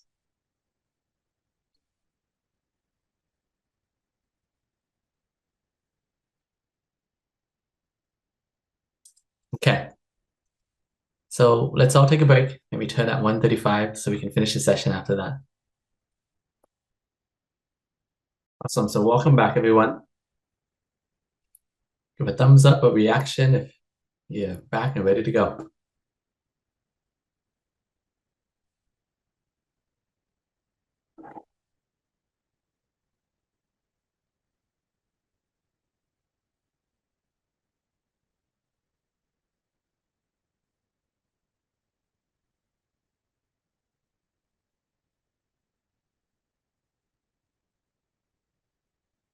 Okay.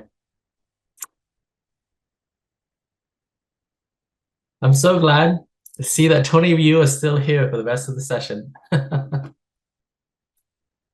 So the last part of the section, this workshop today is really about how do you influence in high stress situations? Because I think ultimately that's what a lot of us want to learn how to do, right?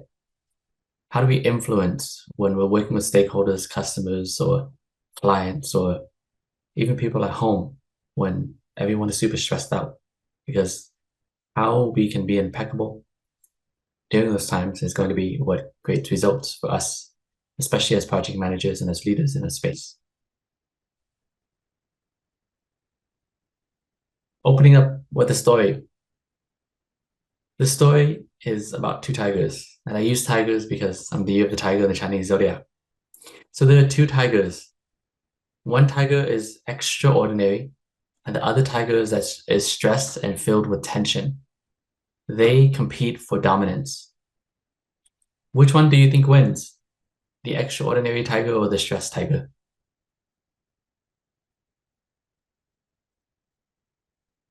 Extraordinary tiger. Probably eats the stressed one. Thanks, Kate.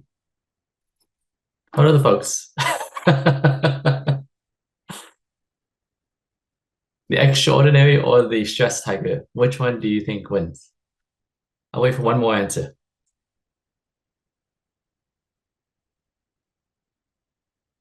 Anyone vote the stressed tiger? Yeah, I think it's a stress tiger going to eat that other one. I don't know how I came to an eating competition, but that works. So the answer is the one that you feed more. If you feed your brain extraordinary, you attract the extraordinary more often. If you feed your brain tension and stress, you attract tension and stress more often. And so really the story is called The Two Tigers and the Law of Attraction. I teach weekly at the local senior community center over in West Seattle. And when I shared this idea of the extraordinary, I had all of the seniors walk through this 1 breath and 10 extraordinary seconds. And I had them look at their hand and look at each other and give each other compliments.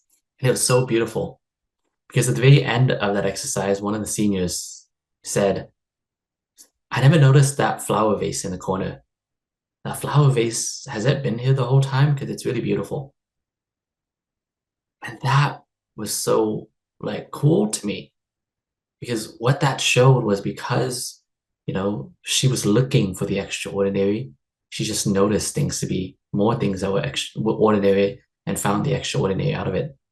And so the reason why 1 breath and 10 extraordinary seconds works is because not only are you stopping the stress hormones being sent throughout your entire nervous system and body, but you are attracting more extraordinariness out of you and everybody else. And we all want to be surrounded by people who make us feel extraordinary, right? That can relate to our ordinariness and attract the extraordinariness. And so the Masterclass formula that I want to share with you all today is 4 parts.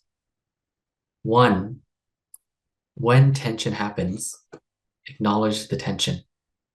Someone earlier said a really amazing comment about how, when you acknowledge, when you really relate, when you accept, is when the tension can really quiet down. 2, once you acknowledge that tension, de-escalate it. De-escalate it so that neither you or them can get triggered. Because as soon as two of you get triggered, the conversation is completely over, or you're gonna end with outcomes, deliverables, tasks that may not actually serve the project because tension is speaking. Once you're able to de-escalate that tension, then go release that tension either by yourself or release it with them. And then once you're able to release that tension and they have the capacity, the well-being to receive what you have to give, then you problem solve. Never before. One of the mistakes that we often try to do is we try to problem solve without going through all 4 steps. And when we do this, it can be really offensive to the other person, or the other person doesn't feel acknowledged, doesn't feel seen, etc., etc. So this formula is a way to really move through so that you can have effective problem solving. The focus is not problem solving. The focus is extraordinary problem solving. And so step one is actually, before that, let's talk about what happens when we fight, avoid, and numb. When we fight other people's tension, what do we think happens? So we'll make a guess. What happens when we fight other people's tensions?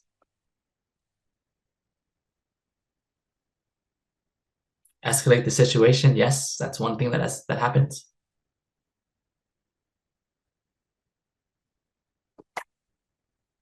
Yes, we also get tense. Yes, the tension tiger eats us. It absolutely does.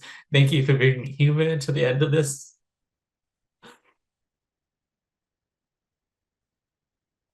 All great answers. One additional thing that happens is their brain and body remembers it. Our brains and body remembers it.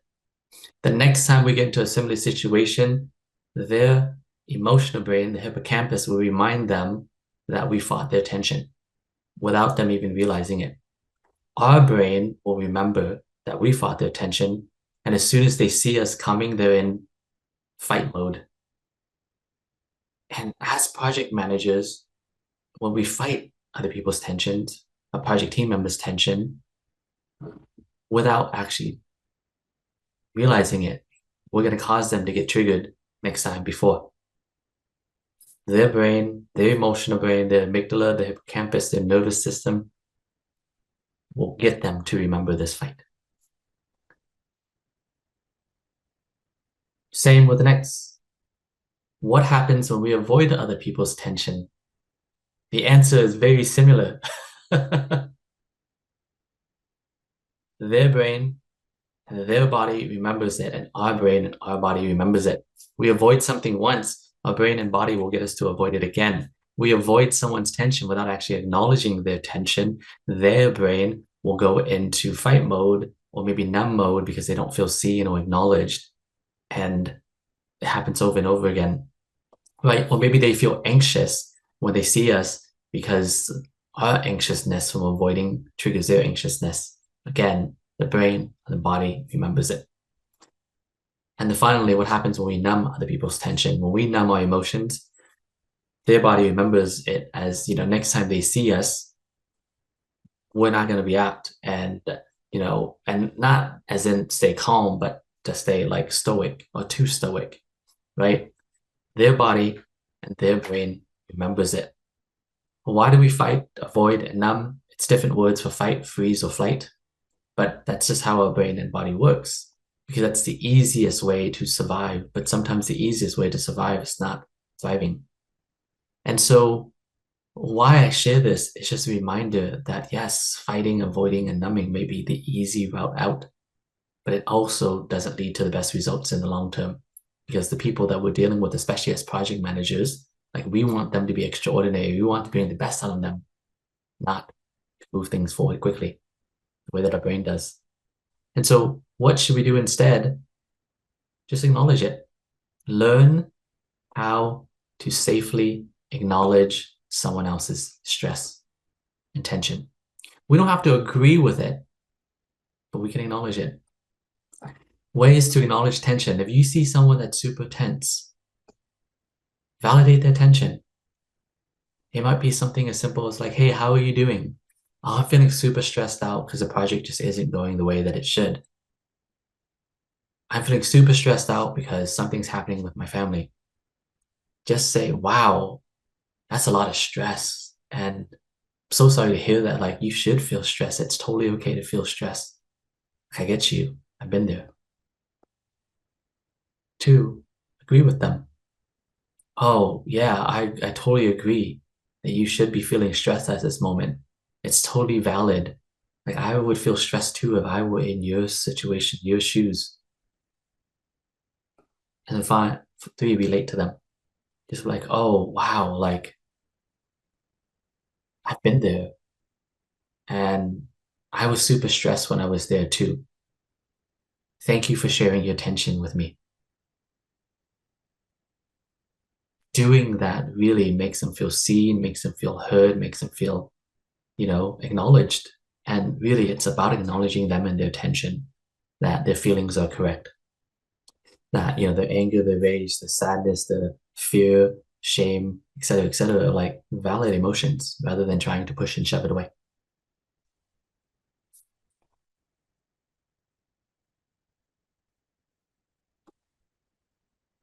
That's that. So, did a typo on this. I'm going to change on the fly. But the exercise I would like to do is, if there is a daring participant, I'd love to ask you a question. The question is, what's something that's stressing you out?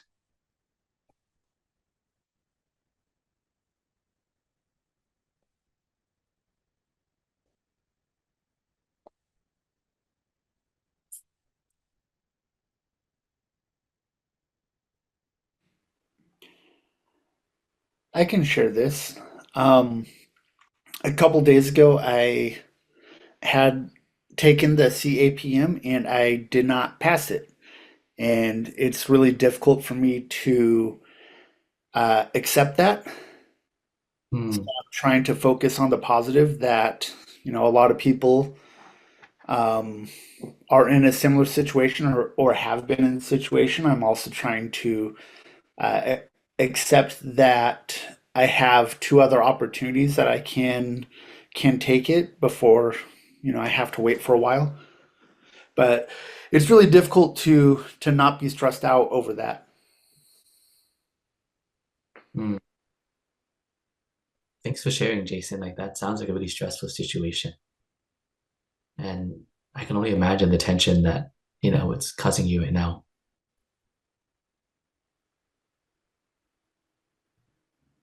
Hmm. Thanks for sharing, Jason. Would anyone else like to practice acknowledging what Jason shared? Yes, I see it in the chat. Thanks for sharing, Jason. You got this. I have horrible test anxiety and I don't like being judged by test results. Same. Thank you, Jerry. Julie says same here. And would anyone would love if you'd be open to just coming off mute and sharing something for Jason too, to honor and appreciate his vulnerability for sharing.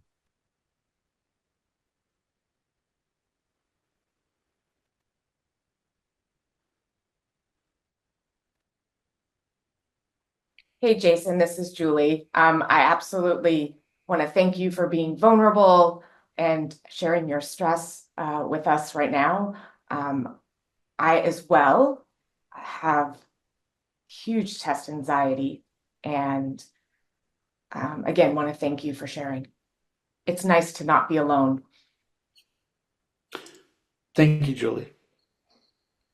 Thanks. And Jason, is it okay to ask you a question? Yeah. How did it feel to just have people acknowledge without giving you a solution? Encouraging.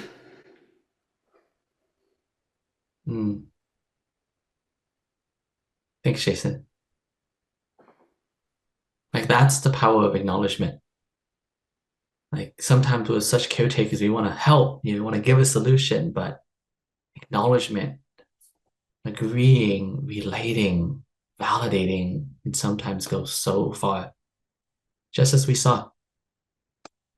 And that is the very first step in the 4-step formula, is just simply acknowledge them. Acknowledge them, acknowledge the tension. And now,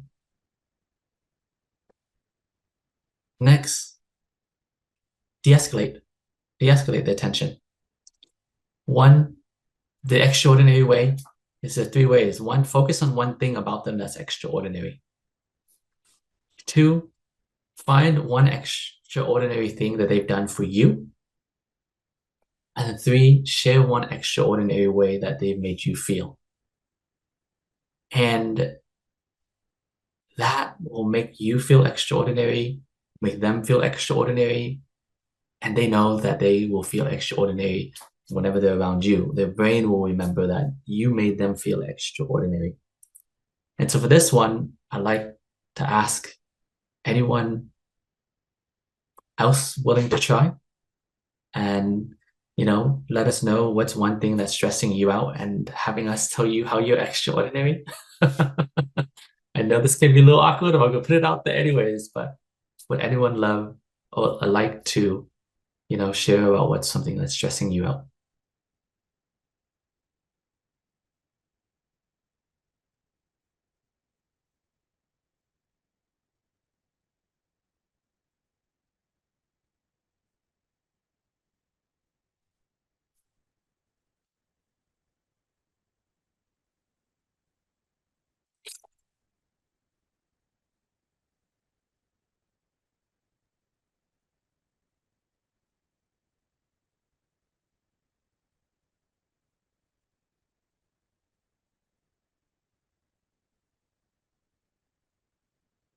Thanks, Asma, and thanks, Jeff. For those that do know Asma and Jeff, and maybe that you don't know Asma and Jeff, what's something extraordinary about what they shared? Extraordinary about them, extraordinary about something they've done for you, or extraordinary about how they made you feel?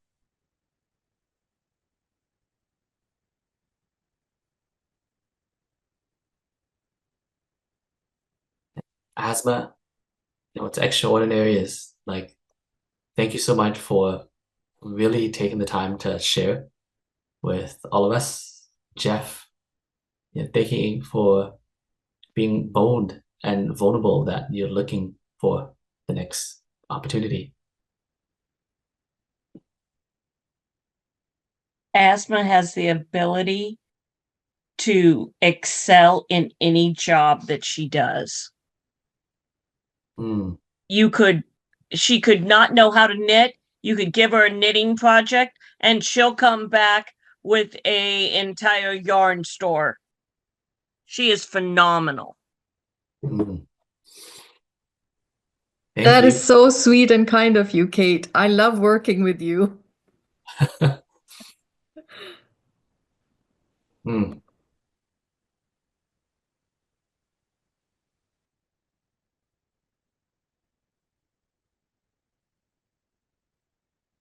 And I'll give folks some time to continue to think about it.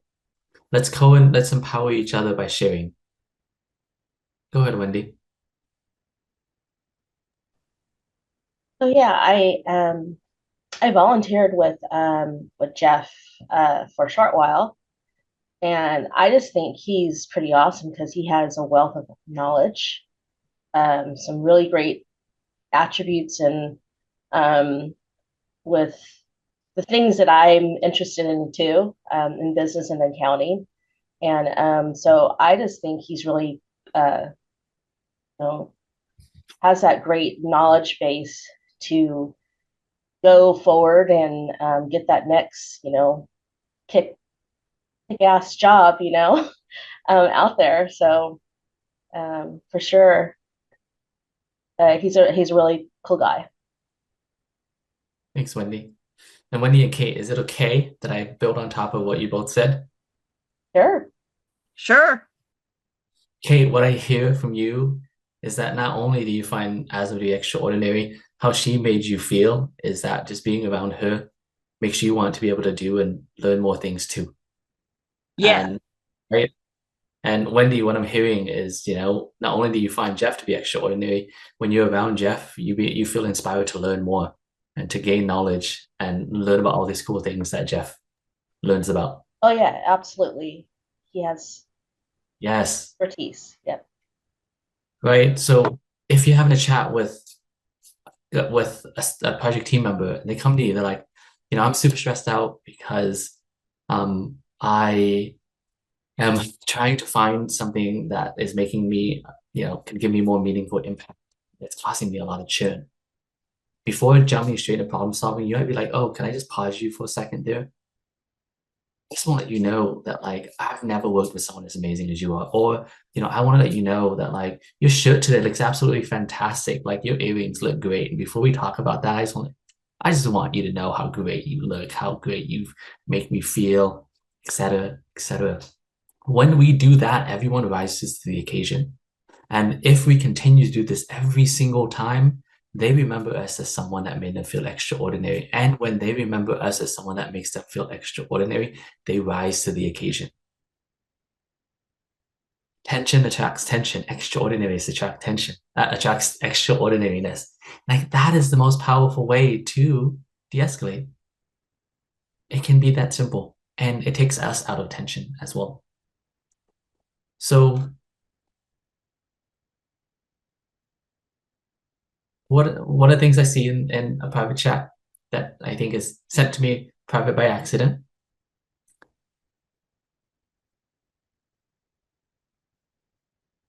Check that out. Okay. So if you open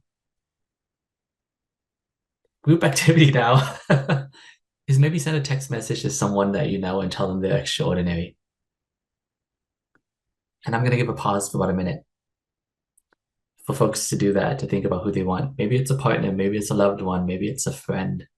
Maybe you have no reason to say they're extraordinary. Just send them like, hey, I'm in this workshop and talking about extraordinariness. I just want to let you know you're someone super extraordinary for me. You know, your friendship over the years has been extraordinary. And that's the group exercise. And maybe if you don't want to send it to anyone else, send it to yourself. Send a message to yourself to let you know how extraordinary you are.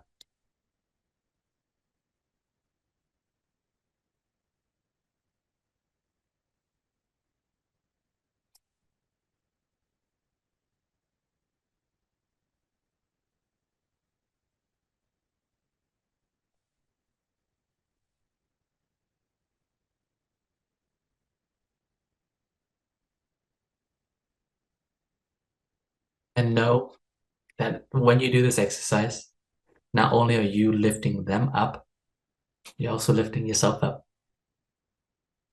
because you're attracting the extraordinariness.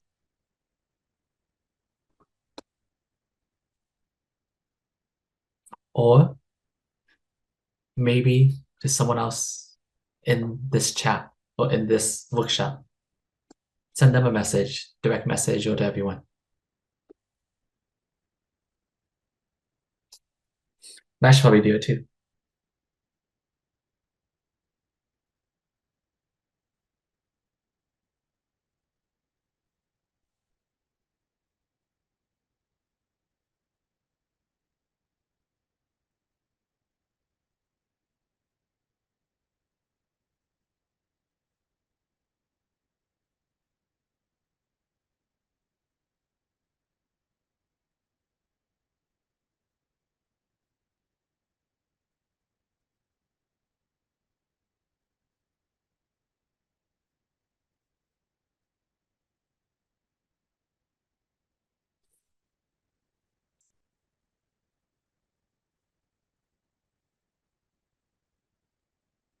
Anyone need more time?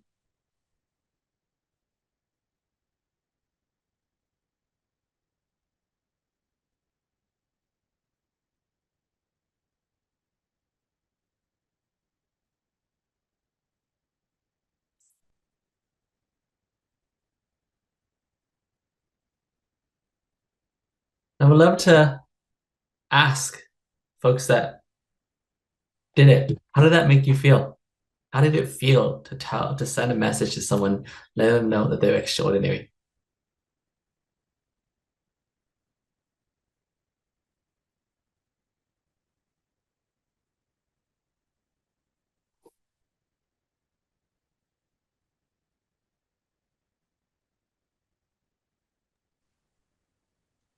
It felt good. I mean, it made me release tension and smile, which happiness and smile makes me feel good. That I'm sending positive vibes and honesty to someone else. Thanks, Wendy. What I love about that is that like you just showed extraordinary attracts extraordinary. When you tell someone else they're extraordinary, it really makes you forget about the tension because you focus on how extraordinary they are. And when they do that to you, you know, imagine if you went to work and all your project team members did that for each other and for you. Like, wouldn't that be such an amazing team? You as the project manager in the team can be the start of that. What if you started off every single meeting, right? Weekly team meeting or morning scrum meeting, or like morning get together, morning or whatever meeting you have with your team members, simply just started off with, hey, what do folks find to be extraordinary? Like that could be so powerful. Yes, Julie, I want to work on that team. Exactly. Tell and find the extraordinary out of people you attracted. So next, an easy and really great way that I like to do it is yes and. I think someone mentioned this before. Agree with them and then tell them what you appreciate about what their share is. Wendy, yes, what I love about what you shared is how it makes me feel good too. And like I really appreciate you for speaking up. Elizabeth, yes to everything you said. And like I so appreciate you being so engaging in the chat. And then Lynn, thank you so much. I agree that I am also extraordinary. This is a wonderful workshop, and that I appreciate you sending me a message to let me know that, because like it's been really quiet, and sometimes I'm wondering if like y'all are really enjoying this workshop or not, because I'm used to more engagement, but totally okay because it's Saturday and I understand. But like getting these affirmations from all of you is like helping me get through this workshop. Like that's so meaningful, and like starting to get tears because I'm starting to feel kind of so like thankful that you all really enjoyed this workshop. I mean, it's meaningful to me too, even as the person sharing. And so I'm gonna kind of just skip through this, but yes and is really super powerful. Yes, what I really appreciate about what you shared about your stress is I had no idea that you were going through that stress. And now that I know, I can, relate to you a lot more and know how to maybe change up the project schedule to ensure that you have the time and space that you need. Yes, thank you so much for sharing, because like as your project manager of the team and as your friend, as your coworker, like I want to be there to support you. And I feel like I can do that a little bit more now. Yes, and yes, and yes, and is one of the most effective ways to acknowledge and de-escalate, just by saying yes and instead of yes, but or no, because. Finally, go release the tension with them, right? Do an activity that makes them feel extraordinary. I was having a chat with a coworker, a former manager yesterday, and he was saying how he went to go he did a pickleball tournament with the team, and the team just felt so extraordinary, and now everyone is so much more engaging and collaborative. When the team does extraordinary activities together, it is so wonderful. Maybe take them out, maybe like take them out for a hike, maybe do some kind of activity. I know that the PMI Global Summit in Los Angeles was one of the most extraordinary things ever, right? Everyone came back feeling more energized because you did an activity. Not only that, if you do activity with their extraordinary at it, it reminds them that when they're with you, they feel empowered to be extraordinary. You want to be the person that instead of reminding them of stress and tension, you remind them of how they're extraordinary. If you remind them how they're extraordinary, they will always stick around with you as long as they possibly can. Because what Julie said, I want to work on that team. Do an activity that allows them to release their tension. I know this sounds kind of like repetitive, but I was thinking about it recently. Golf, like why do people play golf so much? Like I don't play golf, but when I think about it, golf is one of the most stress-free games or sport ever. And so you're going around, you're engaging, you're releasing tension. And as you release tension, that's when you offer a solution, you do business, and that's where you win business, because that's when they have the most capacity to give and receive, because the tension does not exist in that, rather than just being in a boardroom trying to make decisions, right? That activity helps them release stress and makes them feel extraordinary. And because they're around extraordinary people. And then finally, make yourself so extraordinary that they trust your extraordinariness, right? like that they feel like you're so extraordinary that they rise to the occasion when they're around you, because you're constantly letting them know how they're extraordinary and reminding them that you're also ordinary but extraordinary as well.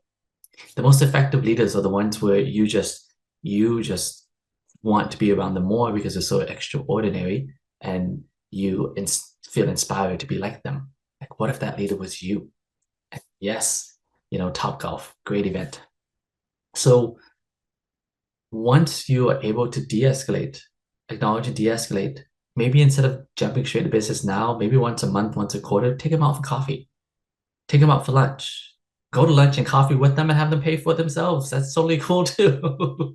But do an activity with them that makes them feel extraordinary, allows them to release tension, and reminds them about how extraordinary you are. Question for you, or maybe group, it's like, what are some activities that you've used in before, or activities that you've seen your company, your team, your organization, your leaders do that's been really effective to helping manage team tension? The most effective team building, team tension, whatever you want to call it. Our entire team went to a homeless shelter and fed them lunch, cooked and cleaned.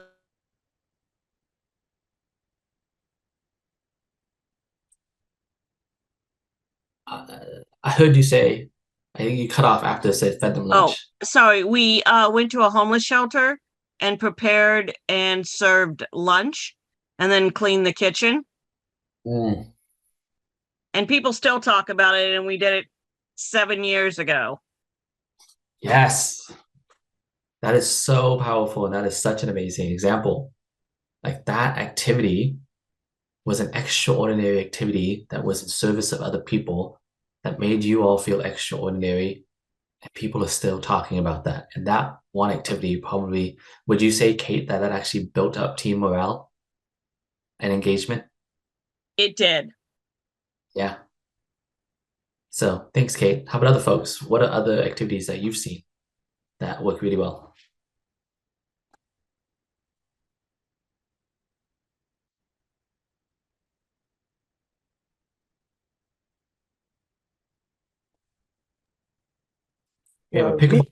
This is like Purna, and we do the birthday celebrations at workplace, monthly ones.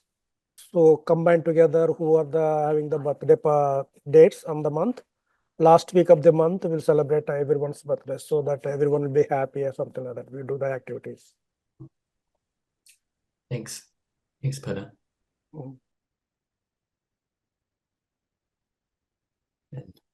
Can't remember if I read it or not. If I have already did, I'll do it again. But we have a pickleball court and gym on site on work and team tournaments. Those are always really great. One thing that someone shared, also in PMI, to me, was they simply just have coffee. Like, get out of the workplace and go grab coffee. And like, that is a super effective way of managing tension. It's just getting out of the office and have an activity that's not normal. So team bingo and trivia events. Yes, 2 via Zoom. Yes, all extraordinary events.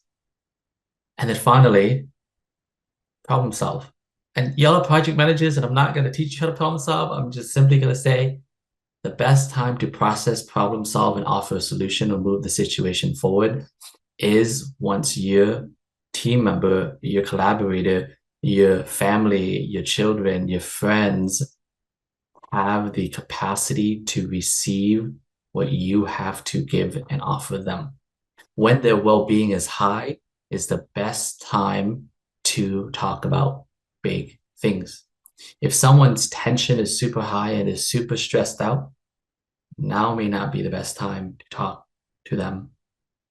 So either learn how to de-escalate, help them release the tension, or maybe just choose to set a boundary and come back later so that you don't inherit their tension.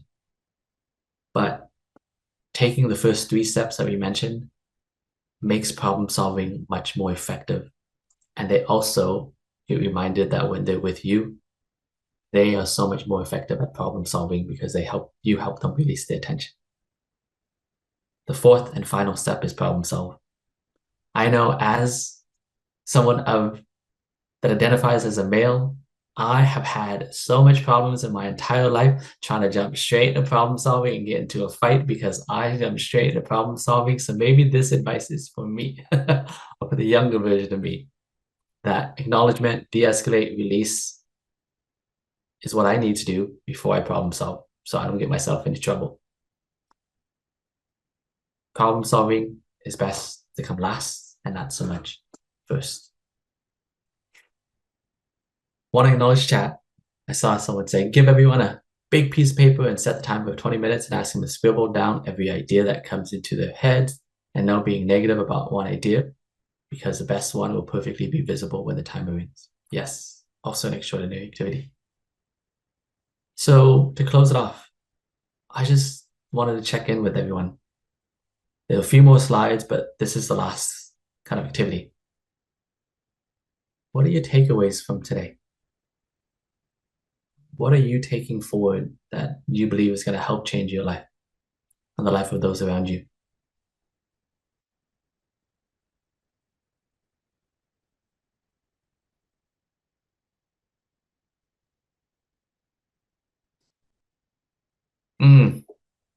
Yes, we are all extraordinary.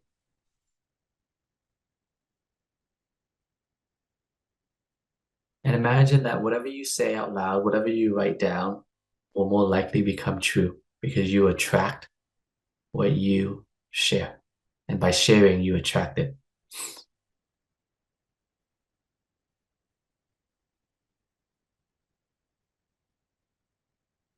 You see, don't sweat the small stuff and remember it's all small stuff. Thank you, Elizabeth and Sherry.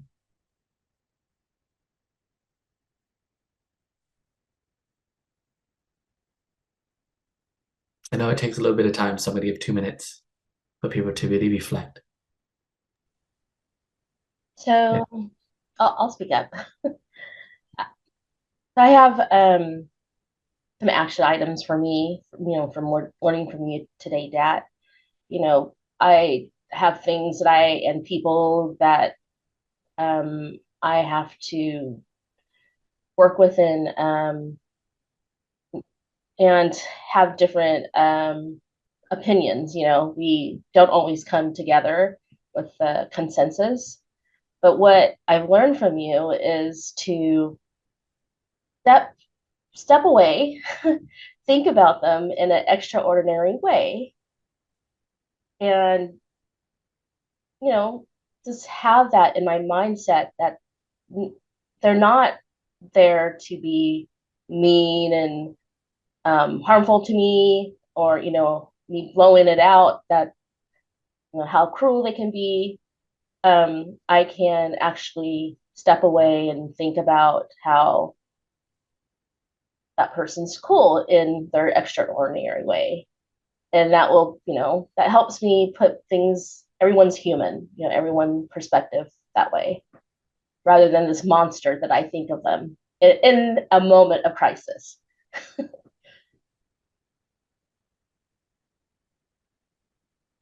That was an extraordinary insight, Wendy. Thank you.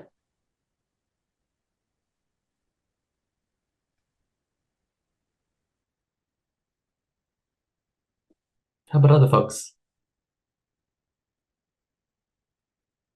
I see in the chat, authentically care for myself and my team.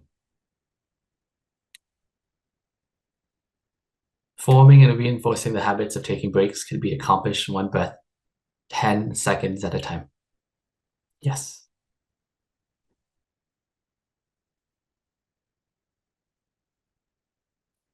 Great. So why don't feel free to keep sharing as you think of things, but why don't I move it forward so folks can go enjoy your Saturday.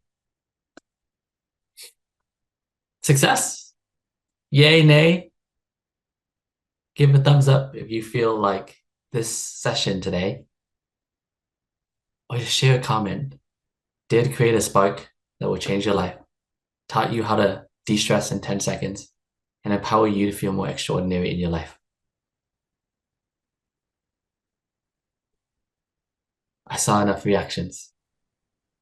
Thank you so much, everyone. Thank The you, extra, Dad.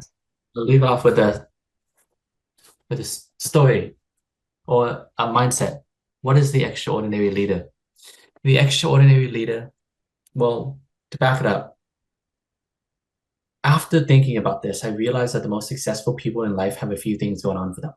One, they believe that they're extraordinary. Two, they have people believe that they're extraordinary and help them rise to that level. And three, they can create the extraordinary out of the ordinary. They can take what other people see as ordinary and create something magic out of it. Like those really define some of the most successful people. But what's the extraordinary leader and how does that relate to it? The extraordinary leader feels extraordinary. The extraordinary leader, when people around them help them feel extraordinary, they are able to find the ordinary things in their project team members, in the people that report to them, in their family, everyone around them, and then help elevate everyone to that level, because by focusing on the extraordinary, they attract the extraordinary out of everyone around them. And then finally, they are able to empower people to create the extraordinary out of the ordinary. That is what it means for me to be an extraordinary leader. That is what I invite all of you to start becoming. Because by being a project manager, as an extraordinary leader, everyone around you will rise to the occasion more likely than if you focus attention. Wrapping it all up, take one breath with me. Maybe a big one this time.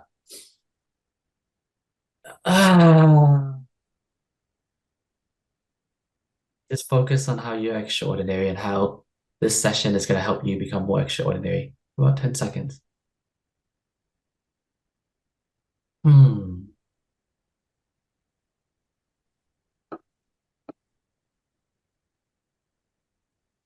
The question I want to share with you all as noodling to think is, are you going to live in tension? Are you going to let your tension live for you? Or are you ready to be a leader that creates the extraordinary results out of the ordinary? That's what I'm hoping to pass on to all of you today. My name is Tran. I'm a stress and well-being coach, and I help people overcome stress by being extraordinary in just one breath in 10 seconds. What I share to you is really only the introduction. I've coached parents, I've coached couples, I've coached, people all around. And what I can say is, like, in my own personal relationship, the people that I've helped, when you look at other people as extraordinary, you live in an extraordinary life with them. And it can be as simple as one breath in 10 seconds. So feel free to reach out at any point if you ever want.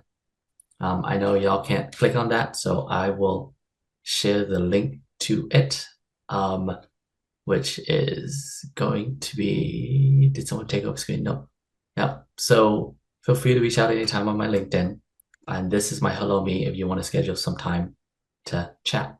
And I will copy the link inside the chat so folks have it as well. So Julie, back over to you. Again, thank you so much, Dad. Really appreciate the session. Walking into Saturday much more calm, much more stress-free. Again, thank you again. A big round of applause for Dad.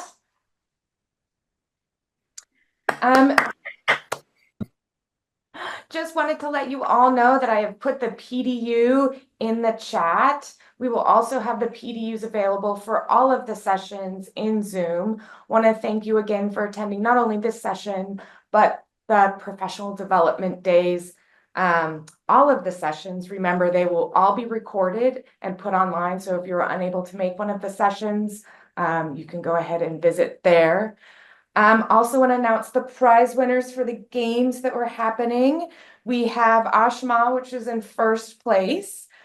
So Wendy will be getting over to you your first prize, Amazon gift card. And then we have Jason, who is our second place winner, and Shalini is our third place winner. So thank you guys so much for participating in the game. If you have Of course, you're always free to reach out to Dat. If you have any other questions, if you have any other comments, concerns, any other suggestions that you would like the Puget Sound PMI chapter to bring you, considering content for future content, we will be sending out a survey. So looking for that feedback and would love to hear your feedback. In order for us to improve, we need to hear that feedback. So you could do it through the survey. Of course, reach out to programs at PugetSoundPMI.org. But again, want to thank Wendy. Wendy tirelessly worked on professional development days. Could not do it out. She is a fiercely dedicated president and fiercely dedicated in bringing really good content to all the members. Thank you again, Wendy, so much, and so much for your patience, dedication, hard work.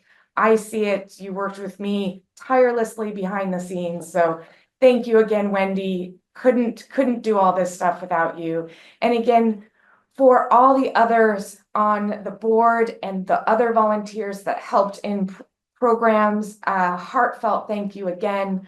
I know it's a lot of time and effort. You guys have normal lives and every other things that you know that are pulling you away. So again, cannot say how much I appreciate your time, effort, and your input. So with that, again, thank you, Dat, and all of our presenters. This is our conclusion to Professional Development Days 2024. And we look forward to seeing you at future Puget Sound PMI events. And happy Saturday. Thank you guys so much. Bye.